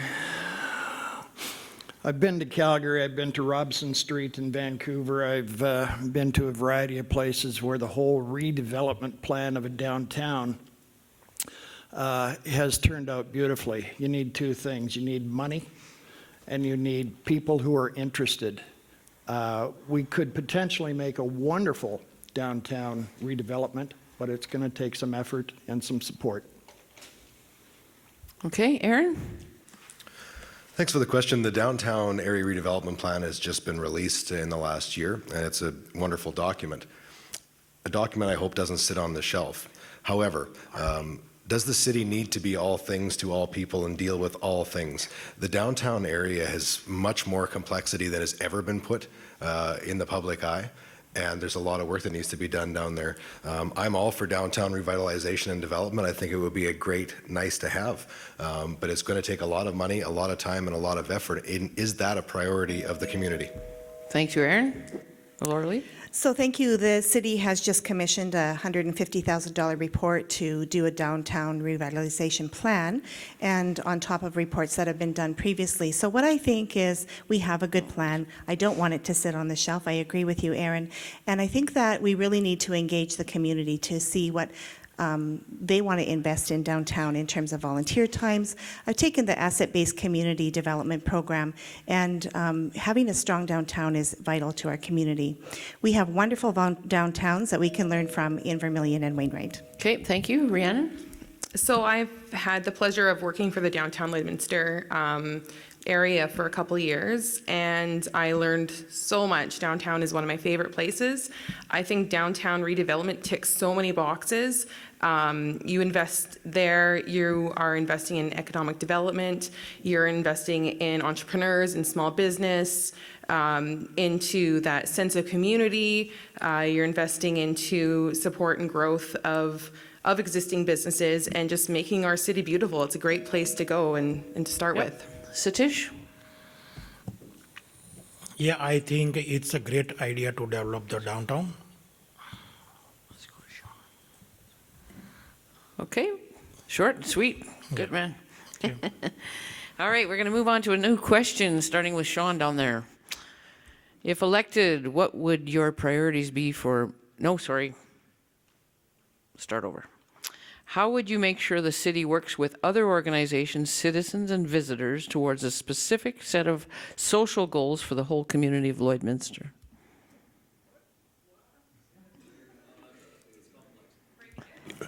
Can we read that? That's complex. Could you do that one more time? How would you make sure the city works with other organizations, the citizens, and visitors towards a specific set of social goals for the whole community of Lloydminster? Okay.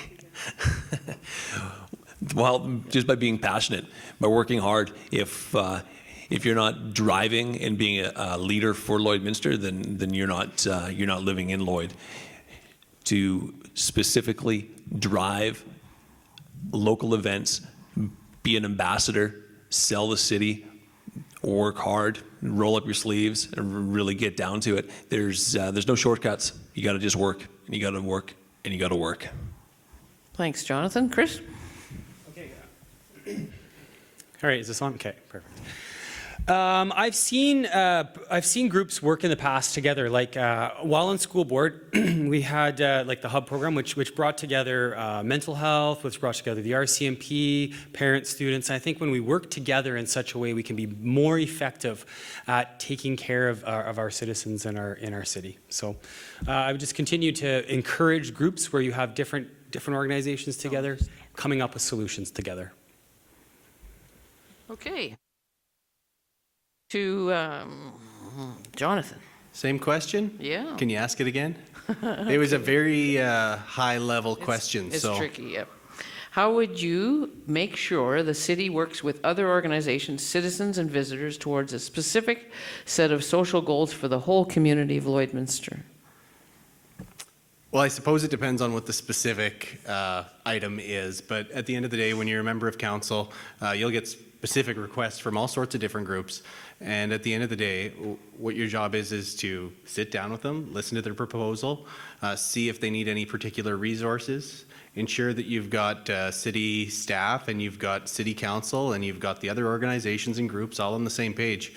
You know, I can't really think of anything. I'll give you a vague answer because, to be honest with you, that's how you would do it.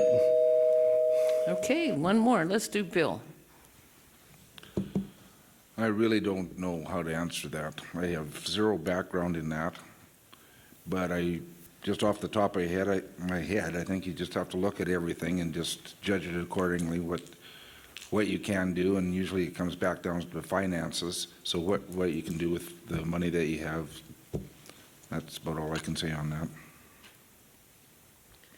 Okay, I'm just trying to find another question here. Just a second. Let's do this one. This is limited to 3 people to answer, but that's all right. Do you think that annexation is important for the growth of Lloydminster? Michael Dychuk is being asked this one.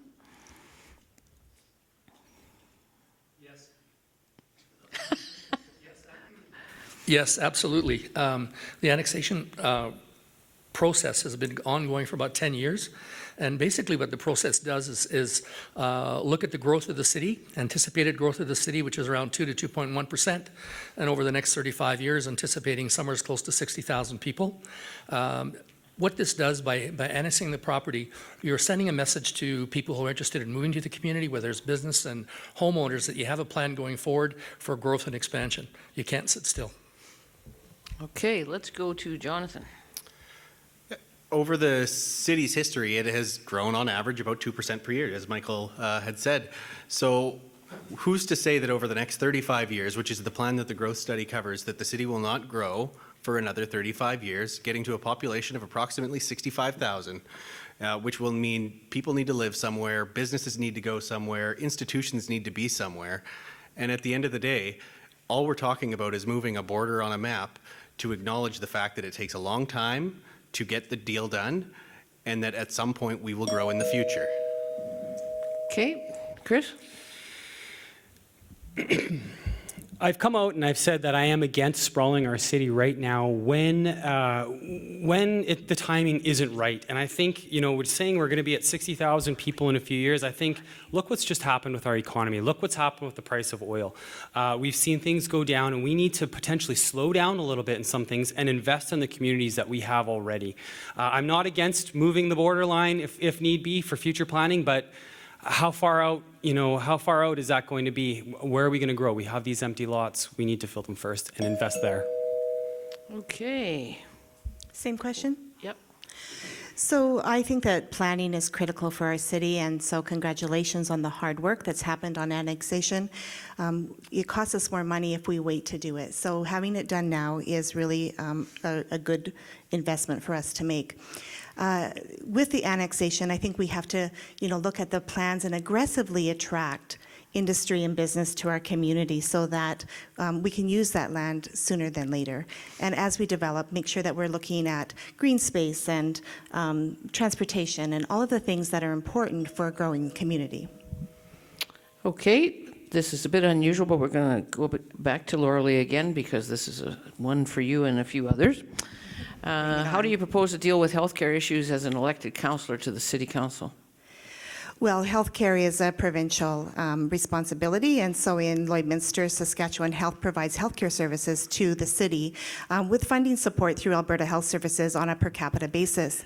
So I would advocate, and I would invite the community to actually advocate for the services that they feel that they need. We should never do for community what they can do for themselves, and so allowing them to use their voice will be an important part of getting improved healthcare services here. And giving them some vision of what that could look like as well will be important. Did I get buzzed? Not that I know of. Oh, okay. Sorry. Well done. Okay, Aftab, and then we'll go to Sandy. Sorry, could you repeat the question, Glenda, please? How do you propose to deal with healthcare issues as an elected councillor to City Council? Okay, I think the first agenda on my topic, the topic is getting more resources to the Lloyd Hospital. I would like to work with the provincial government and make sure that we are asking them for funding and resources that Lloydminster needs badly right now. I've seen concerns with emergency resources not being available and people being shipped out to Edmonton and Saskatoon for accident purposes and injured patients being transported. So would like to see more resources on that end, as well as more laboratory and resources for testing. Okay, Sandy. I work at the Dr. Cook as a healthcare aide, so some of my staff and I have been talking about we do need more staffing as healthcare aides, LPNs, RNs, doctors, surgeons. We do need to revamp the hospital or try to get government grants, get a new hospital to be more attractive to the individuals wanting to come here to work. Right now, we're really understaffed for all those positions, so I want to work with the government for that reason. Okay, let's go to Aaron. What do you feel are the 3 most important issues facing the residents of Lloydminster that the newly elected City Council should address immediately? And then we'll have Sheldon next, so he doesn't have to go last again. Well, there's some good things happening coming forward. It hasn't been mentioned specifically tonight that Alert is coming to Lloydminster within our RCMP detachment. And that is going to be a good thing because we hear an awful lot about crime and public safety. That's going to be a really big feather in our cap as we continue to work for regional safety. The other things coming forward, of course, it's been a long labor to get that wastewater treatment plant going, and it provides economic opportunity. There are things you're going to be able to do with this wastewater treatment plant as far as getting some economic growth going in our city. I think those are a couple of big things coming up. Okay, Sheldon, and then we'll go to Daryl. Thank you. I do agree that crime is a big thing, so we need to make sure that our CMP are properly funded, that they can look after that. In addition, we talk about annexation and shopping local. I don't think you can spout one without making sure you have some place for all these people to come and grow their businesses. So that's important as well. And also, I think it's important for our seniors to make sure they have the proper things they need, such as like the Legacy Center and those kind of facilities, so that they are engaged as well. Thank you. Daryl? Can you run the question again, please? Oh, you would do that as soon as I click it gone. I'm sorry. I think it's the 3 most important issues that the residents have in this city that they want you to work on. The 3 most important issues, I think, is the aftermath of COVID and the difficulty with that one. It's a complete unknown. So we're going to have to be very flexible and get ourselves positioned to the point that we can shift back and forth and move very quickly if required. I agree that the police services and the emergency and fire services they always need more money. It's not a question of, gee, they're getting gold-plated materials. It's a question of being able to service the need. Okay, thank you, Daryl. New question. We'll go to Sean and then to Charles right after. If elected, would you fight to have city dollars spent locally? Meaning, would you ensure city dollars are being spent locally? Pardon me, absolutely. That's part of my plan, is to build the city from within. Let's encourage local businesses. I believe it'll be talking specifically about contracts that are being hired out. We need to represent Lloyd. We need to sell Lloyd, and support the local businesses, the local families, the local taxpayers. It's a real important, big deal. We need to support local. Okay, Charles? Yeah, the French people say, la charité bien ordonnée commence par soi-même. Charity that is in best order begins at home. So you don't go to try and make somebody else better. You start at home. And I think city dollars should be well spent first at home. We would share if we have extra, but let's focus with our own people first here, build Lloydminster. Okay, thank you. Cheryl?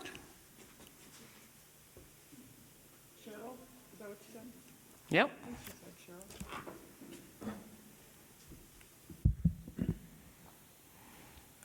Absolutely, the dollars should be spent at home, but I just need to call on one of the current council members. What is the program called when bids are put out to tender? There's a list that they, Aaron, just tell me what it is and then I'll.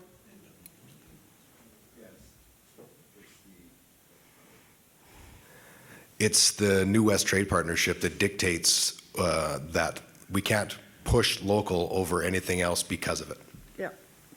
So Aaron just said the New West Trade Partnership is what drives. Hurry.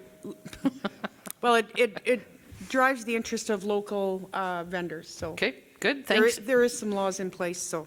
Dean? Yeah, and I was just going to talk about that. The NWPTA is something that the city is bound by, so it is definitely something that we have to keep in mind when tenders are going out.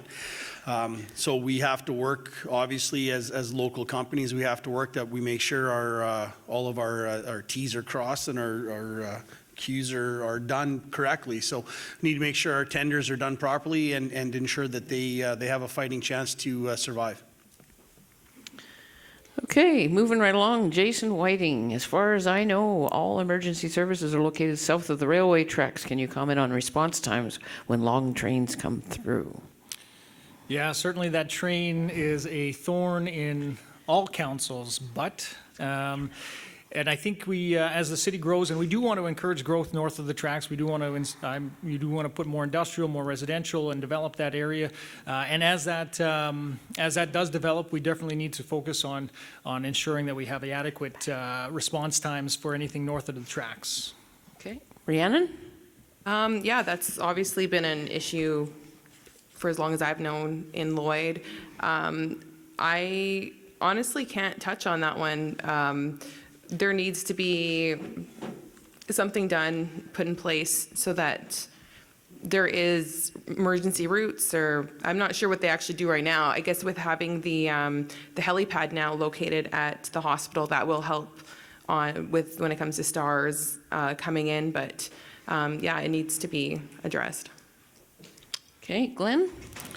Yeah, thank you for the question. I think that when we take a look at it, in talking with some of our emergency services people, it really hasn't been a problem. I don't know why it hasn't been, but it just hasn't been. I think with our new fire hall, with it being out in the east end, it's just going to have one single track to pass, so that'll be a plus once that's built and servicing, especially the north side. So our fire times will be very good.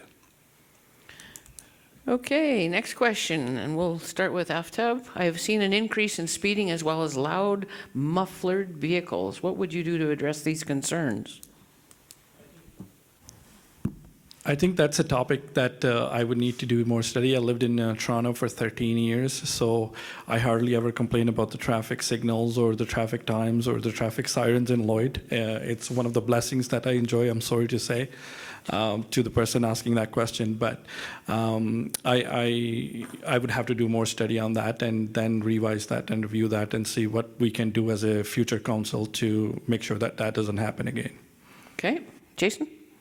Yeah, I like the way that the city is moving with our peace officers, taking away some of the work some of this stuff that can be taken off the hands of the RCMP, and the RCMP can continue to reduce crime in our municipality.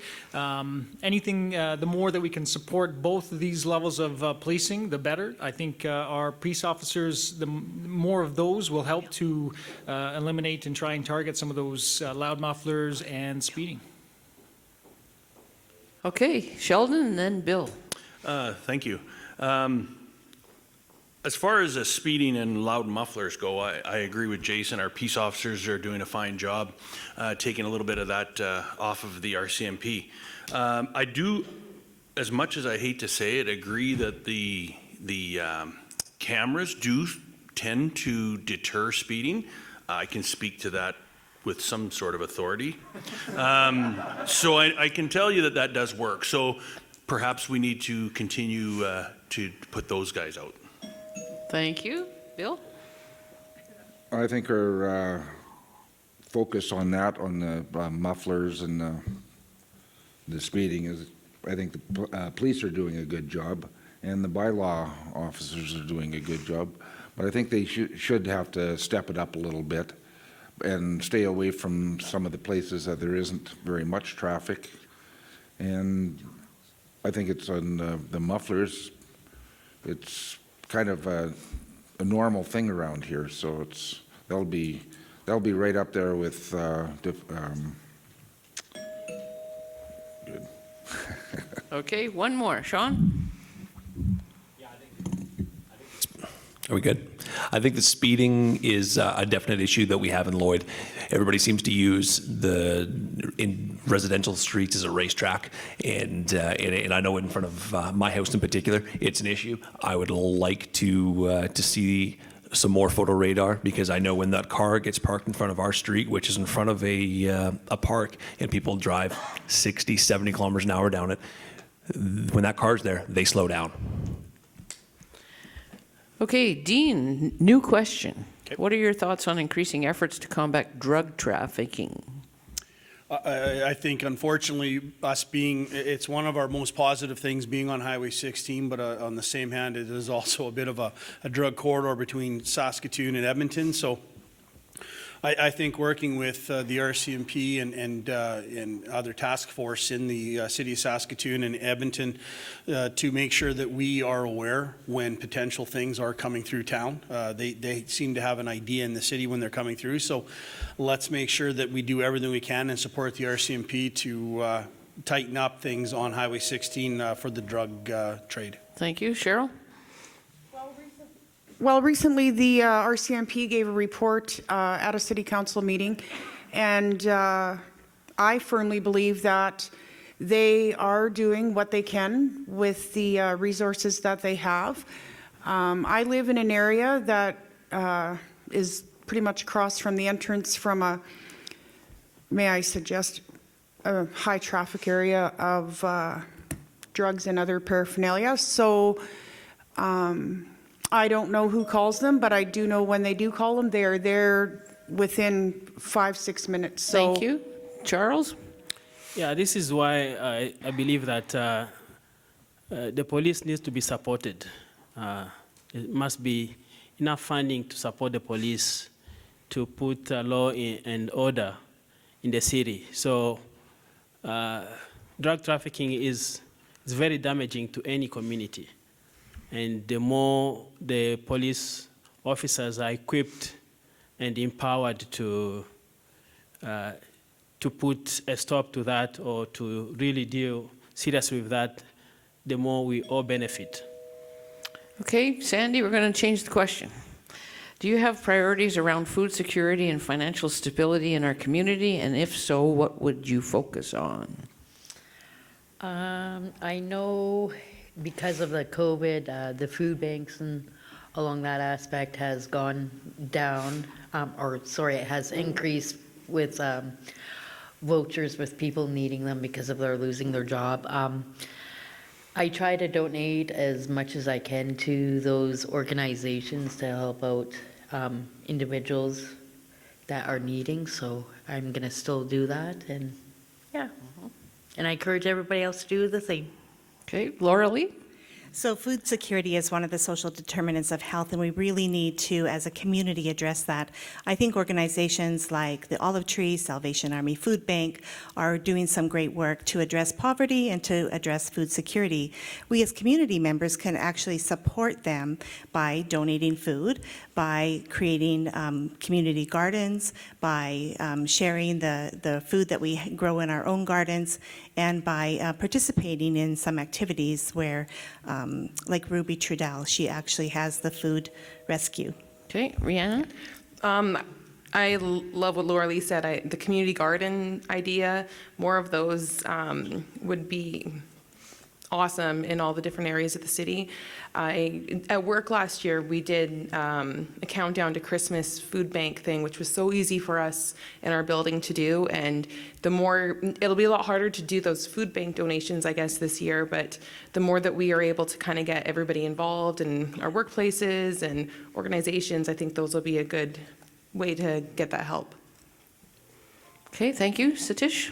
Yeah, organization and food bank is the better idea for the food safety. Okay. New question. We'll start with Glenn Fagnan.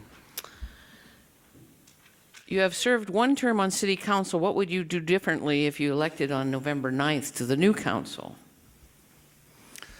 I don't think I'd do much differently. I'd like to certainly help out the new councillors that are going to be there. I think that we're on a very good track with on the financial side of things.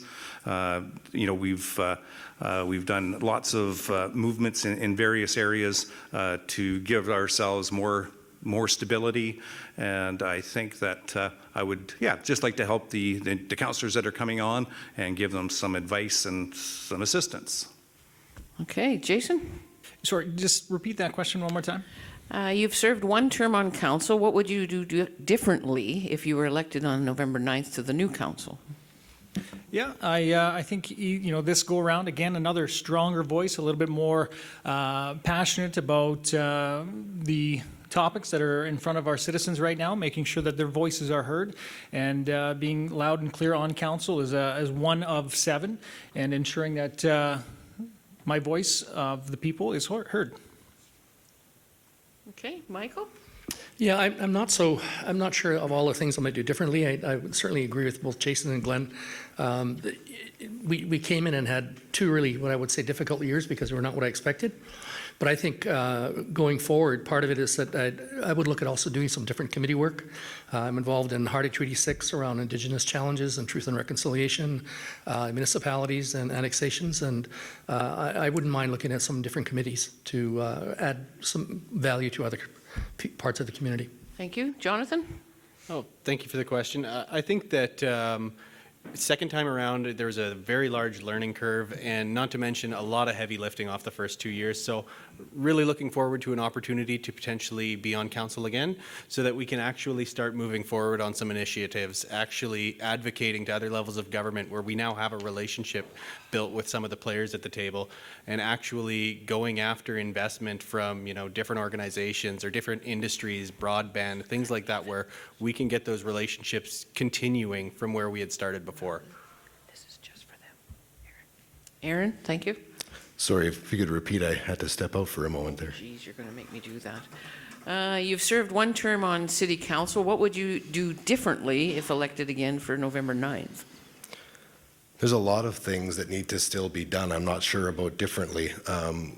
When we got there, we changed an awful lot of things in the last 4 years, and I think 98% of those things have been absolutely positive. I'm thrilled to have been a part of it. I can only take a little bit of the credit. The team did a great job on all of that. If successful in coming back for another 4 years, there are many things I'd like to continue on. We've built those relationships with governments. People know who we are, but the mayor is a lead, setting up those meetings and getting us known in the province, both provinces, has been exceptional. Okay, I think we got all the incumbents unless I missed somebody, so we'll go on to a new question. Satish, we'll let you go first on this one. Whoa, just a minute. I just minimized everything. Okay, the city has budgeted for a new fire hall at $10 million on the east side. The old Novlin dealership is for sale for $3.9 million. What are your thoughts on the city purchasing one of the existing empty buildings that are for sale? Repeat the question. Essentially, it says the city's budgeted $10 million for a new fire hall. The question comes down to if there's buildings for less money than that, would you agree to use an existing building in the city instead of building new? Yes, true. It's the existing building, not the new one. Okay. Rhiannon? I guess it would depend on if it's feasible to make the existing building, I guess, up to code or whatever is needed to be the proper fire hall. if it works, and we can save money, that's great, but maybe it could end up being more costly to go into an older building than it would be to construct a new building. Okay, we'll have Sean and then Dean help us with that question as well. I think there's specific needs that a fire department requires, and you can't just retrofit an old building, take 4 poles and turn it into a state-of-the-art building that we all put our lives in require. We want the best that we can do, and getting an old building, slapping a badge on the side of it, calling it a fire hall is not what I want to see. I'd like to see top-of-the-line equipment, top-of-the-line buildings, and really be prepared for the emergency if it ever happened. Okay, Dean? And I'm all for recycling when and where it's needed. However, in this, I think we need to show an investment long-term in our fire department. They have a very valuable spot in our city and the well-being of our city. So being very familiar with the old Novelin building as well, it would take probably $2 or $3 million just to upgrade it. So you might as well build it to suit, so it suits us long term. And like I said earlier, show pride in what we have with the Lloydminster Fire Department. They do an exceptional job, so we definitely need to reward them long term. Okay, new question, Sheldon. If someone came to you with a proposal to build a new piece of public infrastructure in our city, the examples given are road expansion, sports or cultural facility, etc., how would you evaluate whether that project was worth implementing? Thank you for the question. I'll touch on the culture particularly. I think it's hugely important to be proud of our culture in Lloydminster.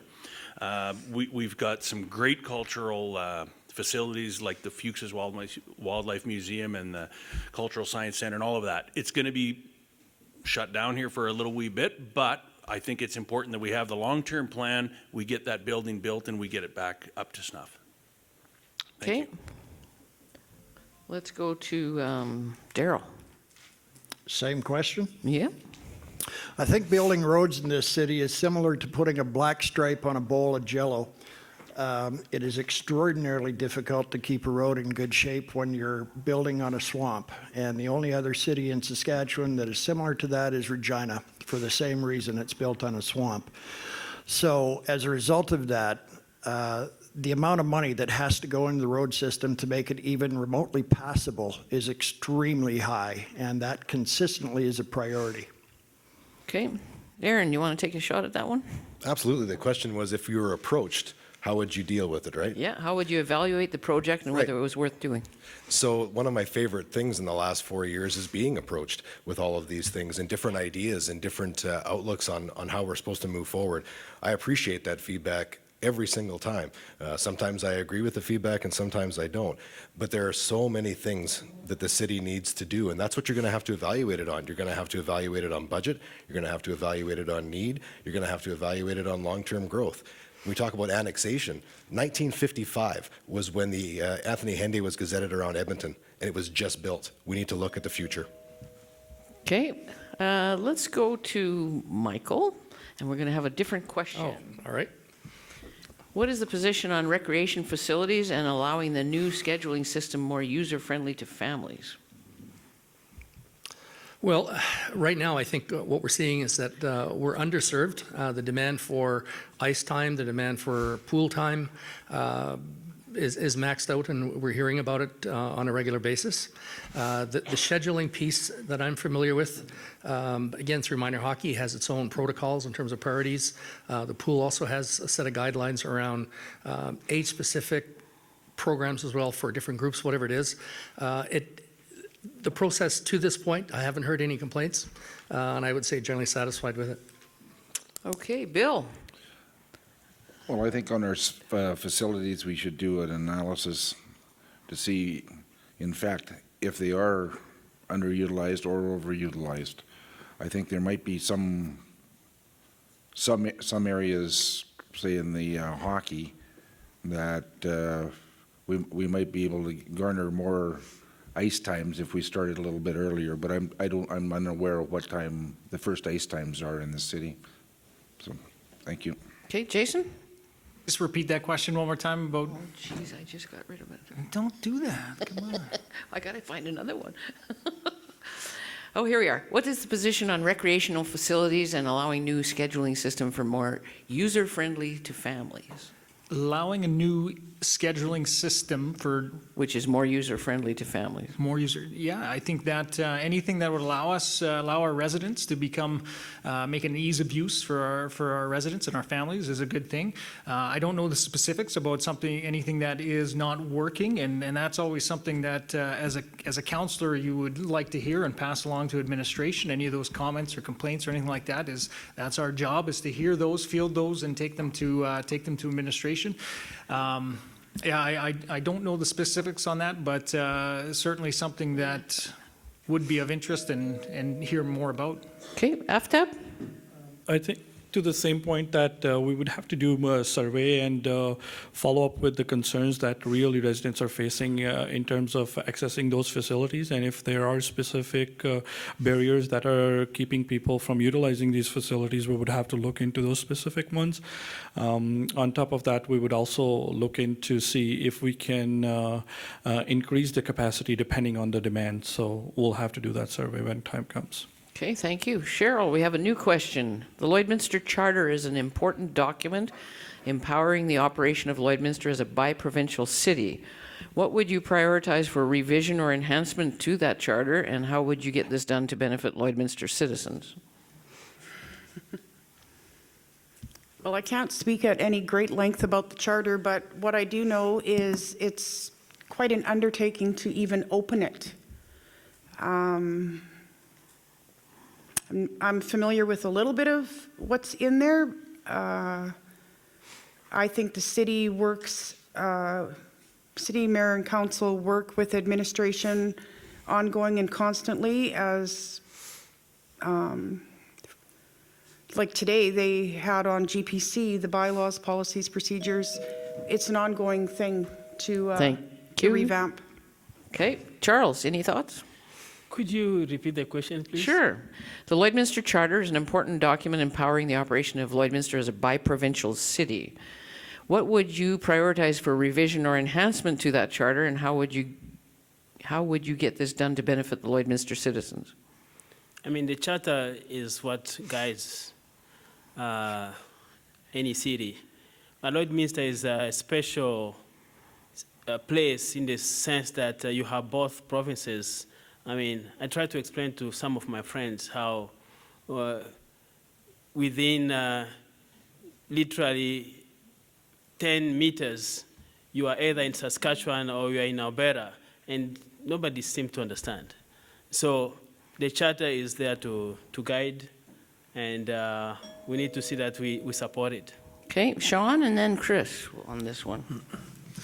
Well, I must admit I'm not familiar with the Lloydminster Charter, but I will assure that whomever asked this question, if they want to reach out to me in a day's time, I will have my opinion and my answer for that question. But in the meantime, I'm going to do my homework, going to do my research, and I apologize for not having that. And it's a good question. Okay, Chris? Last time the charter was reopened, I believe, would have been about 8 years ago. Now, every time you do that, there was a huge process involved with that, and it actually opens us up to some risk as well, too, that we might get things in there that we don't want. If we had to, though, if we had to go in there, I would want to look and see something that where we could have kind of potentially a better local health authority of some sort, because, I mean, look at what's happened even with COVID testing. Some people are in Wainwright, some people are over the place. There's a lot of confusion. So I think that would probably help out immensely. Okay, thank you. So when we used to do these forums, you know, where everybody was here, these yes or no answers were kind of fun. So we're going to try that and see how it works on our video thing today. So because we can't do a microphone for everybody, we're going to use a show of hands. Okay? So the question is do you support the idea of building a bypass around the city of Lloydminster or not? So let's go with the yes first. Okay, so let's do it, and then we'll get everybody's. So yes or no? Aftab? Well, I guess, if you want. So I'm not decided on that yet. Okay. I wouldn't say yes or no on that. It needs to be explored. It needs to be, the timing needs to be right. At some point, yes. You can't be doing this or we'll be forever getting around the table. In today's answer, the answer is no. Okay, It would be a long ways out from now. that's a no, sounds like. My answer would be no. Okay, Sheldon, Yeah, my answer is also no. I would not want to build a bypass. Glenn, No. Bill? Yes. Okay. Jonathan? I don't believe that it will be the city that gets to make that call. I believe it'll be the federal government working with the provinces to actually do it, seeing as Yes it's or already no? gazetted on the Alberta side, so Yes or no. no, come on. Chris, Right now, no, it brings in a lot of traffic into our businesses. keep that mic moving, you guys. No, I do not support a vote. Okay, Dean? I would have to defer and say in 1955, like you said, the Anthony Henday, we'd have to look into it, but again, it would be a federal thing.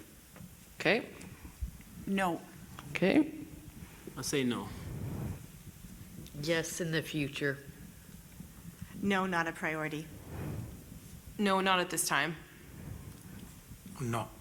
Perfect. Okay. Let's go. That was kind of fun. So we'll do that again if I find another one. But for now, we're going to start with Glenn Fagnan on this one. What are your thoughts on a public transportation system in Lloydminster? Well, I think it's very much needed. There's no question about that. And it always comes up on the top of the list. I think what we need to do is a made in Lloydminster transit and utilizing used buses and just the small ones, 24 passenger.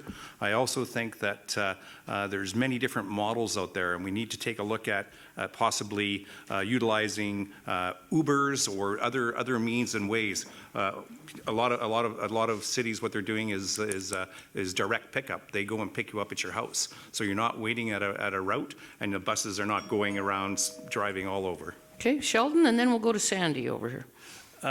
Thank you. My thoughts on public transportation in Lloydminster are not many, because I'm not real familiar with the needs and wants of that service. But I do agree that perhaps it is something that we need to look at as council. And like Glenn said, it comes up all the time, and I've heard it come up all the time. So I think we need to look at it and see if there's a major need there, and then address it. Okay, Sandy, and then we'll ask Laura Lee for her comment. I do agree we do have need a busing system here in Lloyd. I have a few of my friends personally that don't drive, and plus there are seniors that do not drive as well, so I think it's a good idea to have a busing system here in Lloyd. Okay. So the city of Lloydminster did a study on public transit, and the decision was we couldn't afford it at the time. The problem with public transit not having it is that access to transportation is really a barrier to healthcare, to mental health services, to supports in the community. Many people can't get there to have their needs met. We have amazing innovation in our city. We have Border City Connects. I think we need to be creative, make sure that our policies at City Hall actually enable and promote innovation in every area, from the community to economic development, and certainly for public transportation or some form thereof. Okay. Satish, I'm going to start with another question, and then we'll go to Rhiannon right after.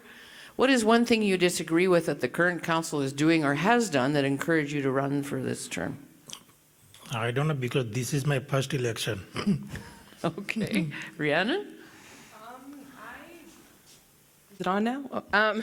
I've been kind of inspired by this council to actually want to try and run.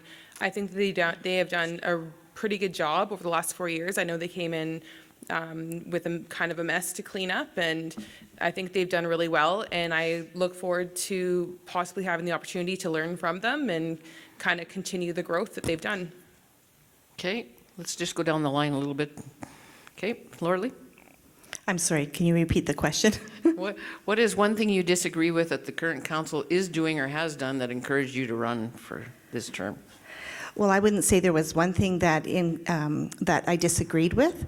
I think that it was more the opportunity that in our life right now, we have the time to commit to this. I see an opportunity to really build on what council's done already and to bring a different and new perspective to the council table. Okay, Sandy? I just don't want things thrown at me by the other council members here tonight, but I think they're doing an awesome job. I'm not in their footsteps, so I don't know how hard their choices have been made, but I think they were doing an awesome job. Okay, Charles? Yeah, no, I'm running not because of what the city is not doing, the council is not doing right, but I'm running because I believe that I have a very meaningful contribution to make. And I think also, just because I have experience building the bridge between immigrant and non-immigrant, born Canadian and those who have joined Canada, and I just feel that it's really needed here to build the community. Okay, one more. Cheryl? Well, being someone that's attended council for the better part of 7 years solid, in the last 4 years, there isn't anything that I disagree with, but what I firmly believe is that I could bring a fresh set of eyes and ears to the table, and perhaps rather than being on the volunteering side and always bringing things forward, I could be on the deciding side of what happens. Okay, Dean, new question. Would any potential councillor look at putting sidewalks on Highway 17 and Highway 16 Saskatchewan side and walking paths similar to those put on the Alberta side? It is talking about potential councillors, but even existing ones. We're going to go around a little bit. I think more walking paths and sidewalks definitely on the Saskatchewan side would be something to look into. I know there is a lot of foot traffic on 17 right now. People need to come and go, bike paths, whatever you want to call them. I think it's definitely something that needs to look at so we can better connect the Alberta side to the Saskatchewan side. We go for walks as a family, and a lot of times we end up stopping right at Highway 17 because we don't go across because of a lack of sidewalks. So I think it is definitely something that needs to look at to further bind the city together. Okay, Sean? Yeah, I think we should definitely look at putting more walking paths on the Saskatchewan side. There's a definite need there and a strong want. And a healthy community is a happy community. There's no negative effects to being outside, encouraging our kids, encouraging our families to be outside. And those walking paths will do that, and it'll just help create a beautiful community. And then also get some traffic just a little bit off the highway. Okay, Chris, and then Jonathan, and then we'll switch it up a bit.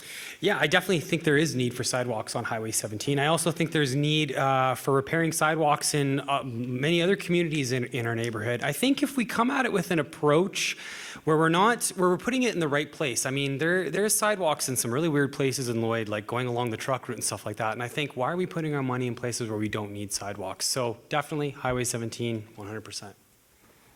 Okay. I think. Yep. Okay, awesome. Yeah, so to be honest with you, we're in the process of finishing up our sidewalk and trails master plan, which is very much in line with what Chris is suggesting, is that we have a systematic plan in place to do that, even though this is something that I technically was not in favor of last year, because I actually thought it was pretty obvious where we're missing some of them and we should just start paving some of them. However, we will have a systematic plan so that we can do it and be strategic about it so that we can get more done.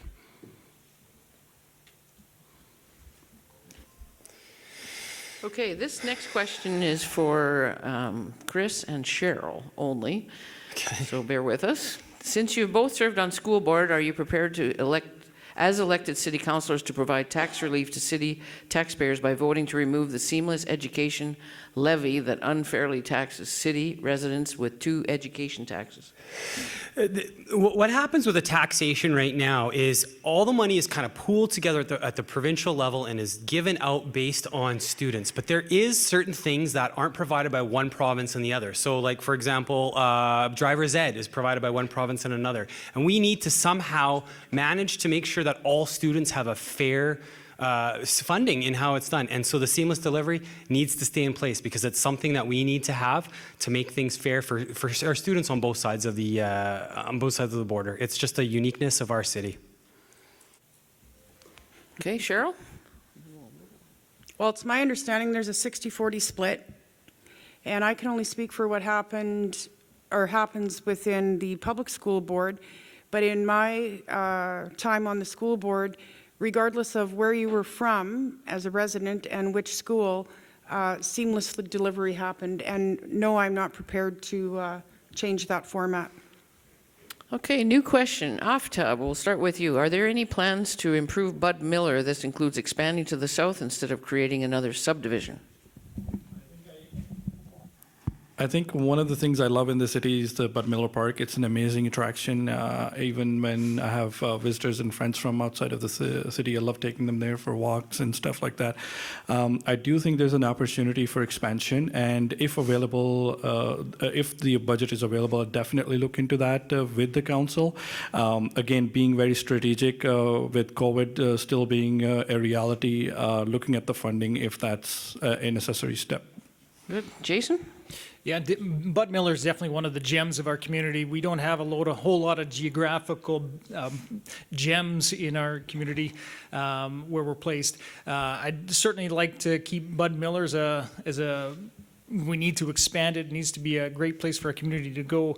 But it also has to be within the budget, and we have some priorities that we're going to have to talk to and discuss. And it may not be soon, but at some point we do need to expand that park and have more recreation area. Okay. Michael, and then we'll do Aaron. And I see a different alternative. I guess I'd like to keep Bud Miller Park in terms of its footprint where it is right now. I think what we need to do is provide recreation opportunities across the city. We need to be developing the city in such a way that people can walk in their neighborhood to access park and recreational activities. You have JC Park, Martin Brown areas. I'd rather see us investing in those areas to ensure those activities and spaces are available. By having the entire city come to one spot, we put too much pressure. If you go down there some days, the vehicles are backed up, there's no parking space available. Okay. Aaron? Thank you. I'm kind of along the same lines as Michael. I fear overdevelopment of a city gem. There's a lot of beautiful places in Bud Miller Park that need to remain that way. When you put too much stuff in there, you're going to have the parking issues, you're going to lose foliage and greenage and all the other things that go with it. I also have a fear, as a Saskatchewan side resident, it's a long ways for me to get to Bud Miller. So, if we can diversify and put some more of those spaces and things in different areas of the city, I would be more prone to doing that than expanding and overusing the gem of our city. Okay, new question, Daryl. The city's administrative structure is very multi-layered. Will you commit to review the city's administrative structure in the coming year? Not only review it, but I think it's worth taking a look at the organization chart and understanding how the flows of decision-making work within the administration. The organization chart is not overly complex. However, as councillors, you have to understand how those decisions move up and down the line and what our role is in terms of putting in our input in terms of how those decisions go. Sheldon. Thank you. Yeah, you're right. The administrative structure is very multi-layered. That's a good question. I think it's hugely important to, if I'm successful, I'm going to have to lean on my fellow councillors for a little bit of help in just understanding for sure the way the structure works and how we can improve it. So we'll have to certainly review it and have a look at it and fix it if we need to. Okay, let's move on. Glenn. Yeah, I think that, I've asked that question many times through the last 4 years with a couple of different city managers. I was involved with 3 of them because I would get asked many times as far as the flow goes, and we have too much middle management. And, there's things that I've learned that, the flow is very important. And I think that we got to keep looking at that on a regular basis. And I think that the administration does. And I believe that some of them feel that we might be a little bit short on staff in some areas of the management side. Okay, Bill? Yes, I think it should be reviewed just to see our strengths and weaknesses in it and whether we have to tweak it or maybe we'll find out that we'll have to add to it. But we don't know those answers unless we take time to really look at it. Thank you. Okay, thank you. Jonathan, new question. What are your thoughts on economic development and how we can rejuvenate our community? So as far as economic development, I think there's a lot of things that we can do on this.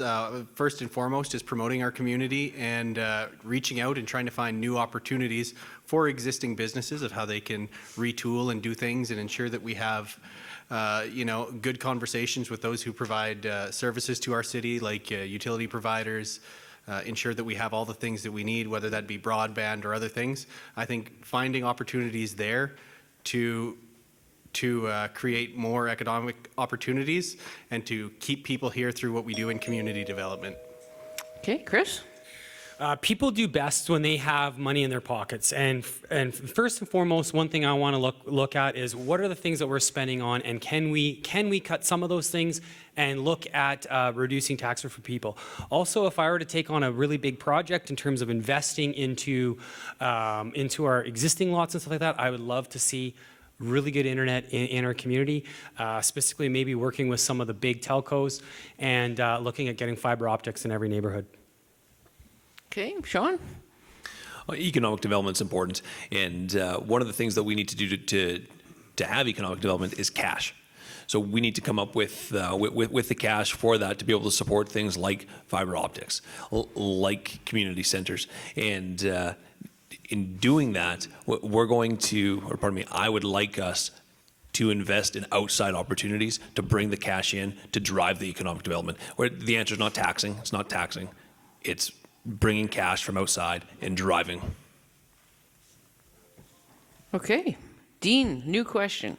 What are your thoughts on... You can't be that prepared. No. I gotta stir it up a bit here. Dean, what are your thoughts on making Highway 17 North more appealing to the city? Yeah, and I think that's a very important thing because that's, I think when we talk about the downtown development, I think it kind of has to continue beyond the tracks and make it, clean it up, make it a little bit more appealing to people, whether that's brighter lights, maybe you work on traffic flow north of the tracks as well. We focus a lot to the south. I think it's definitely something, and maybe there's a North Neighborhood Association or something that we could work with and see how do we clean up, ask them, how do you want to see your neighborhood cleaned up? Okay, Cheryl? Highway 17 North. Can I talk about economic development? Sure. So I will echo what Dean just said, but, I think when I, go in that direction of visiting people or doing business on the north side of, the rail track, we do have a bylaw, in place for aesthetics, unsightliness, junk, things of that nature. And when I approach administration about that, sometimes I hear put it in writing. And sometimes, I do put that. Okay, guess that's all you get. Okay, one more, Charles. Yeah, I think it's, we need to find ways to maybe evaluate the Highway 17 because there should be a way that it could be more appealing. Because people go to places where it's attractive, and we need to find ways to make it attractive. Okay, thank you very much. Looks like our time is starting to run away on us a little bit. Not bad, though. It's getting close to 8:30, so it's time to start wrapping things up a bit. So reverse order to the start of the program. I think we've managed to get everybody similar amounts of questions. Satish, if you would like to start, it's 1.5 minutes per candidate. For what? For the wrap-up. You have some comments to close out the evening for us? Yeah. Thank you. So if I will get chance to as a council, my first priority, so we have to invite the people from around the world to set up the business, and then we can grow up the economy, and then the real estate market will go up. That's my priority. So we have to increase the population first. Okay, that's it. Rhiannon? First of all, I would just like to thank the Chamber for hosting the forum. and being very creative in how it could still be done throughout COVID. Thank you to all the other candidates. This has been really informative and nice to kind of get a sense of who you all are. And thank you to all my family and friends for all the support and help throughout all this. I'm ready to serve on City Council. I feel like we need equal representation in our council. After all, our community is half female, so I think that that's important. I am ready to be an approachable, friendly representative of our city to all the residents. I'm ready to listen, to learn, and to voice your concerns and questions. I'm ready to show positivity and promote our community. I'm ready to raise my platform to advocate for mental health awareness and support. I'm ready to help grow our economy and support existing businesses, try to bring in new businesses, support entrepreneurs. I'm ready to lead. Okay, thank you. Laura Lee. So thank you to everyone that participated tonight, and keep asking your questions and being engaged in selecting your city council. The pandemic has changed how we work, how we live, how we play, and in order to recover from the pandemic, it is critical that we create community so that together we can build a strong foundation for economic recovery, that we support the most vulnerable members of our community, and we create opportunities to build resilience so together we can all bounce forward from these very challenging times. I am an idea person with an intense work ethic that supports the development and implementation of big ideas. Let me share two with you. Number one, we need a solid plan for broadband and internet services that will connect Lloydminster to the world, to create opportunities for our business community, for learning, to attract innovation, and to host large conferences right here in Lloydminster. Number two, let's explore the use of bitumen to be the feedstock for carbon fiber manufacturing. Lloydminster is the heavy oil capital of Canada, and we have a strategic advantage and tremendous potential to build this industry. We have a rich history of oil field innovation in our community, so I invite you innovators to explore the potential of carbon fiber industry for Lloydminster. It could be a game changer. To share your big ideas and learn more about my commitment to connect, communicate, collaborate, and how that will benefit Lloydminster from quality of life to building economic strength, visit creatingcommunity.ca. My name is Laura Lee Marin, and I kindly ask for your vote on November 9th. Thank you. Sandy. Okay, so thank you everybody for tuning in and everybody coming down and answering your guys' question. I am a healthcare aide since 2000. I've been working at the Dr. Cook since April of 2015. I have volunteered for the Bobcats and the Big Brothers and Big Sisters in the past. My goals are the healthcare aide field, for like the hospital, nursing home settings first, and then the oil and gas sector second, and then farming as a third. So thank you very much for tuning in near and far, and see you at the polls starting on the 21st or 22nd. Thank you. Charles. Yeah, thank you very much, Chamber of Commerce. Thank you, fellow candidates. Thank you for those who are tuning in to listen to this debate. And I just want to really say to our community in Lloydminster that I'm putting my name for City Council because I believe that together we can rebuild the economy, we can be fiscally responsible, not spend what you don't have. We can build our economy and make sure that we are inclusive so that everyone who calls Lloydminster home feels at home. And I think I have experience and expertise in bringing the community together, both immigrant and non-immigrant. So please give me your vote. I'll be gladly proud to represent you at City Council. Thank you. Thank you. Cheryl? Well, here's a few things I'd like you to know about me as your council candidate. I am financially responsible and will be putting our needs ahead of the wants. Transparent, ensuring I have the residents and businesses at the forefront when it's decision-making time. Open to dialogue and discussions, remembering I don't have all the answers or the information. And so with information shared, it will garner more knowledge. Committed to working hard, always putting self aside, and will continue to advocate for everyone. Mindful that there is a strategic plan in place to guide the future of this community. Striving towards understanding our residents' and businesses' thoughts and concerns so we can work together towards economic development and attract new growth while sustaining what we already have here. And I'm going to speak a little bit about economy. Lloydminster has a proven track record of being resilient in previous downturns and our current pandemic. As a 25-plus year resident, I'm very excited to witness the innovation and collaboration of the readily available resources and supports like Startup Lloydminster, Think Lloyd First, Chamber of Commerce, Discover Lloydminster, which is run by Red Bicycle, Lloydminster Construction Association, Community Futures, banking institutions, and of course our City of Lloydminster Economic Development Department, just to name a few. Partnerships can garner diversification, and with all the networking that has been happening, we are proving we are stronger together. The current economy is starting to show some improvement. Thank you. Dean. Thank you, Glenda. I'd like to take the final moments of the forum to thank each of the candidates for running for council, for stepping up and showing the passion and pride needed to take our city to the next level and into the future. Be sure to educate yourselves on each one of us and reach out to each one of us in the next 3 weeks to further discuss all of the things that are important to you and your family.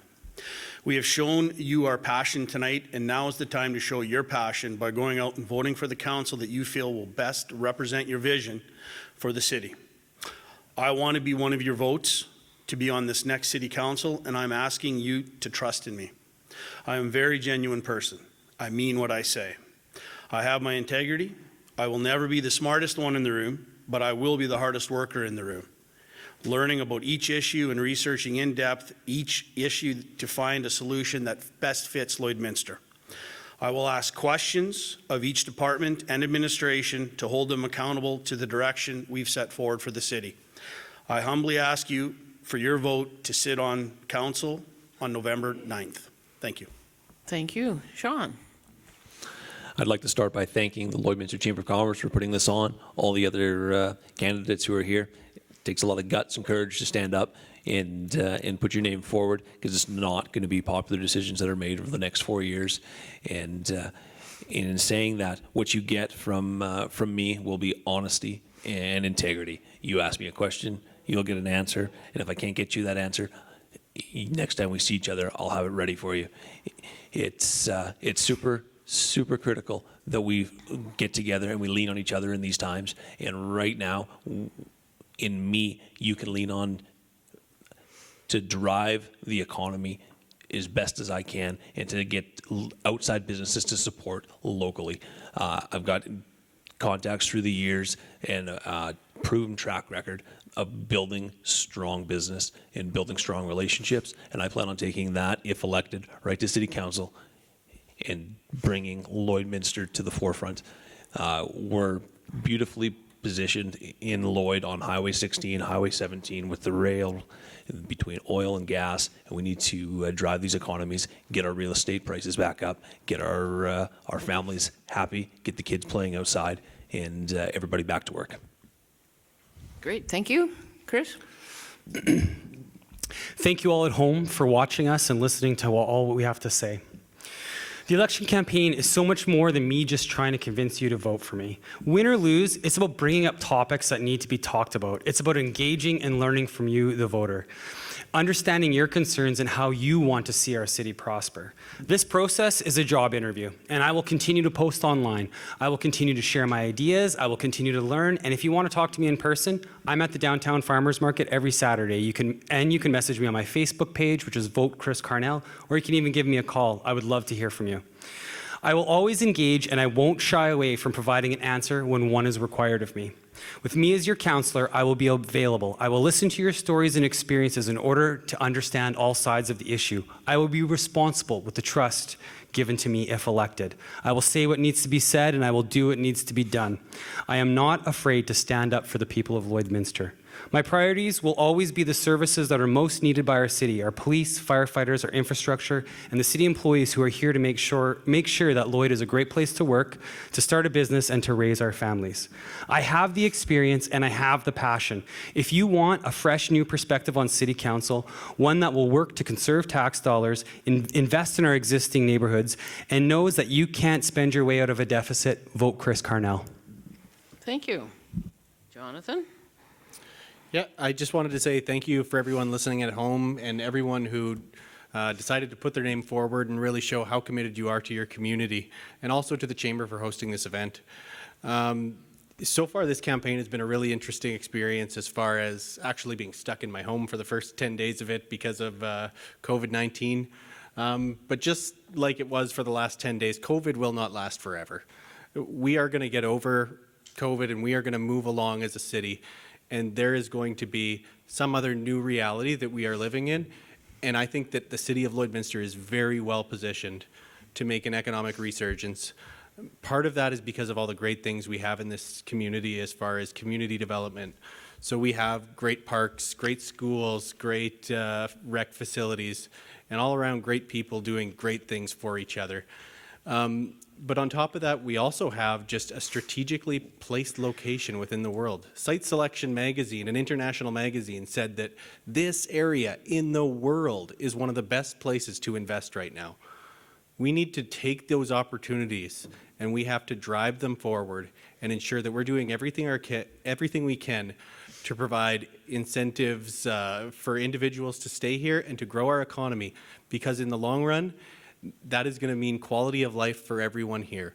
We can do it by advocating. It's not all about spending money. There's a lot we can do as a community, and with my leadership and experience, I believe I can help. Thank you. Okay, thank you. Bill. I would like to take this opportunity to thank the Chamber and thank everybody around these tables tonight, as I feel that this has been very successful. And if elected, I will treat this position as a full-time position. And I'll be proud to be a representative for the city and for the citizens of Lloydminster and be part of the future of Lloyd. Thank you. Thank you. Glenn. Well, I'm not a politician, but I believe over the last 30 years I have shown that I am dedicated community member that truly cares about our city and that I truly have the interests of our citizens at heart. I feel that council is a natural progression for me, and I will strive to continue to do my best for the community and to be the voice of common sense. I have been very satisfied with the direction of our current council and administration. I am proud to have been part of the strong foundation that has been laid to date. And it's been a great honor to serve the community over the last 4 years as a city councillor.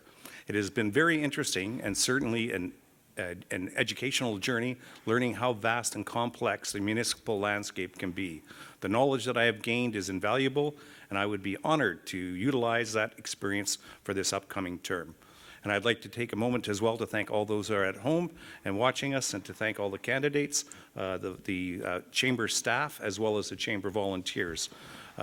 All the candidates, this is a democracy, and it's great to see everybody out, and the more the merrier. So thank you very much. Thank you. Sheldon. Thank you. In closing, I want to say, first of all, thank you to the Chamber for hosting, and to you, Glenda, for moderating this event. Thank you to my fellow candidates for your perspectives on the issues discussed tonight. But most importantly, I want to thank you, the voters of Lloydminster, for your confidence in me. I want to reiterate that when you put your confidence in me on November 9th, that I will represent you with integrity and with only the best intentions for all the citizens of Lloydminster. I will not make decisions based on the needs of a few, but rather than the needs of many. Will every decision come with 100% agreement from every single citizen in Lloydminster? Of course not. But when you are looking for an honest, hardworking, and proactive type of individual to have a seat at your council's table, please remember Wine Rock on Election Day. Thank you. Thank you. And Daryl. Thank you. Like the others, I want to thank the Chamber for putting this forum on. And quite frankly, I had no idea how we were going to approach 18 candidates in a forum like this and actually have anything that came out. And I think given if you look at the American system and their forums and their debates, that there's a lot of talent in this room. And it's intelligent talent. And it's talent that can put out a position and talk with passion and talk about things that are important to them, that are important to the people of this city, and that are important to how we're going to go down the road. It's, to a certain degree, a beauty contest, but at the end of the day, this kind of a forum gives everybody out in that voting public a chance to see who we are, what we say, what we think, and where we can go. I've had a background in government, and my education is in political science. And this kind of thing is what we call democracy, and it's what makes us strong. The difference doing it in Lloydminster is the fact that we're not partisan. We're all interested in seeing the city move forward and progress. And frankly, I hope you'll vote for me on November 9th. Thank you. Thank you. Aaron. Thanks to the Chamber, everybody, for helping to put on this event tonight, and all my fellow candidates. Tonight you've heard a lot of different platforms and a lot of different ideas. The word that keeps coming out to me from different people around this table is fiscal responsibility, but no one's defined it. Let's define that for a second. I think it means you can't be all things to all people. What do you expect from your city, and what do you expect your city to provide? What are the things you're willing to pay for, and what are the things you're not? Tonight, this forum has done amazing things for me. I have chosen my votes tonight based on the information that I've received in this room. And I hope that more people than the 30% that voted last time come out this time. As a longtime Rotarian, I believe in the values of Rotary. First, it's service above self. The 4 pillars of Rotary that I live by: is it the truth? Is it fair to all concerned, and will it build goodwill and better friendships? I've heard loud and clear from our residents the city must continue on the track that it's on. There have been great strides made in the last 4 years in this regard, and I'm proud to have been a part of it. As a 19-year emergency medical responder with what is now WPD Ambulance in Lloydminster, I hold very dear the fight for our health care. Dealing with 2 provinces and seeing the challenges and opportunities, we hear a lot about the negatives. We don't hear a lot about the positives. This provides both. In closing, I'd like to say being elected to council has been one of the highest honors of my life, but it will never change who I am. Titles and status do not make you a leader. Leadership is simply determined by the amount of people you encourage, motivate, and most of all, serve. And I ask for your support. Thank you. Michael. Thanks, Linda, and thanks to Serena as well and the Chamber for hosting this event. Thanks to the candidates who have put their names forward, and those who are at home and watching this live stream. I also want to thank Cody and Terry Lynn. I'm wondering if they had a little step monitor on their wrists, how many steps they did tonight, but they were probably the 2 hardest working people here tonight. It was an honor and a learning experience that certainly I think is probably one of the highlights for my own growth and involvement in the community. And I've always been proud to serve in this community, work with people in the community, and this is an opportunity to learn more about how I could contribute and give more. When I look at one of the biggest roles, I think, around economic development, it's being ready for development. Many of the studies that we put in place, opportunities we've sought, we have to be ready for those projects, particularly coming from government, where you need to have shovel-ready project.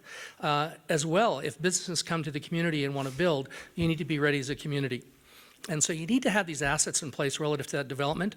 And one of the things I think, particularly this time with COVID, that we tend to look at those needs and not really honor many of the assets that we have in this community. We have a strong ag sector. We have Husky and other oil and gas sector that, while it's struggling, is still strong and employ a lot of people in our community.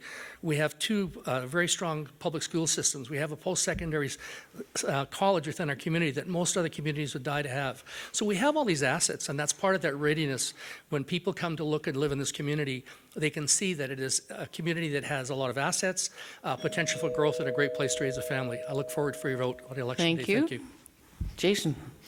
Yeah, thanks for this opportunity to share our words and our insights. A lot of great questions, and I've appreciated all the input that I've heard around the tables here today.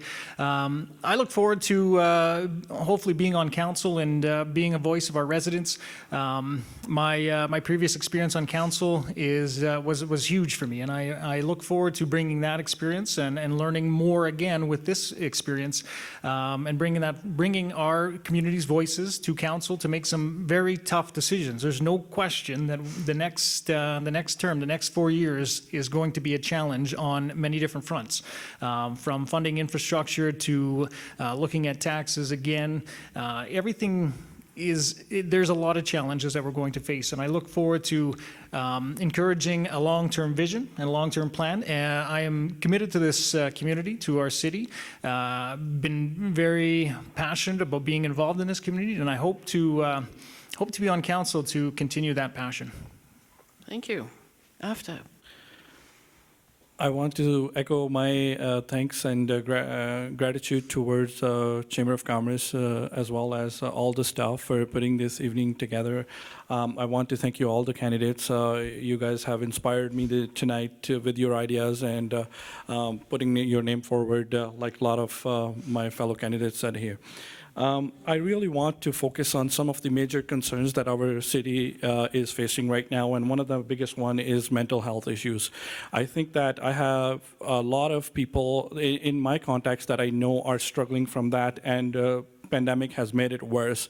We really need to do something about that, and I am going to be working hard with the council members to see where we can do that. When it comes to bilateral diplomacy with both sides of the government and provincial levels as well as the federal level, I want to ensure that we reach out to both of the governments to ask for more funding and resources to help our residents in Lloydminster. One example would be that in 2018, when the Huawei case happened with China, that directly affected our farmers here in Saskatchewan. When China put sanctions on our products, I had a friend in Yorkton looking for different buyers in Pakistan saying he could not sell his canola anymore. If that trickle-down diplomacy from the federal government affects us here locally, why can't we reach out to federal government and both sides of the provincial government to make sure that the concerns of our residents are heard? And that's what I'm here to do, and that's why I'm running for your councillor. Please vote for me. Thank you. Well, thank you very much, everyone. This has been a very unique experience for me. I've done these a few times, and I know some of you here have as well. And we didn't get to all the questions that our home audience sent to us, but I venture to guess close to about 95% of them. So hopefully we got to the ones that were important to all of you. And thank you tonight as well to Maz Entertainment and the Chamber volunteers. They're sorting questions and moving mics around and the cameras, and hoping that we could make it meaningful for all of you watching at home or wherever you are, and also to the candidates that are here. This is an important step in making sure their ideas get out to a broad public who will be voting. Having said that, the candidates want to wish you all the best in this election coming up. It takes courage to step up and put your name forward and decide to do these things, serving your community, and we wish you all the best. And the Lloydminster exhibition staff for making this possible and setting it up and providing us this great venue to do this. So with that having been said, I think we can wrap up the forum tonight. Make sure everybody gets out to vote on the 9th. It's your right, it's your privilege, and it's frankly a responsibility. Take part in what happens in your own community. So thank you very much, everyone, and we wish you a safe trip home from wherever you are, and thanks for getting out and seeing us tonight. Okay, there we go.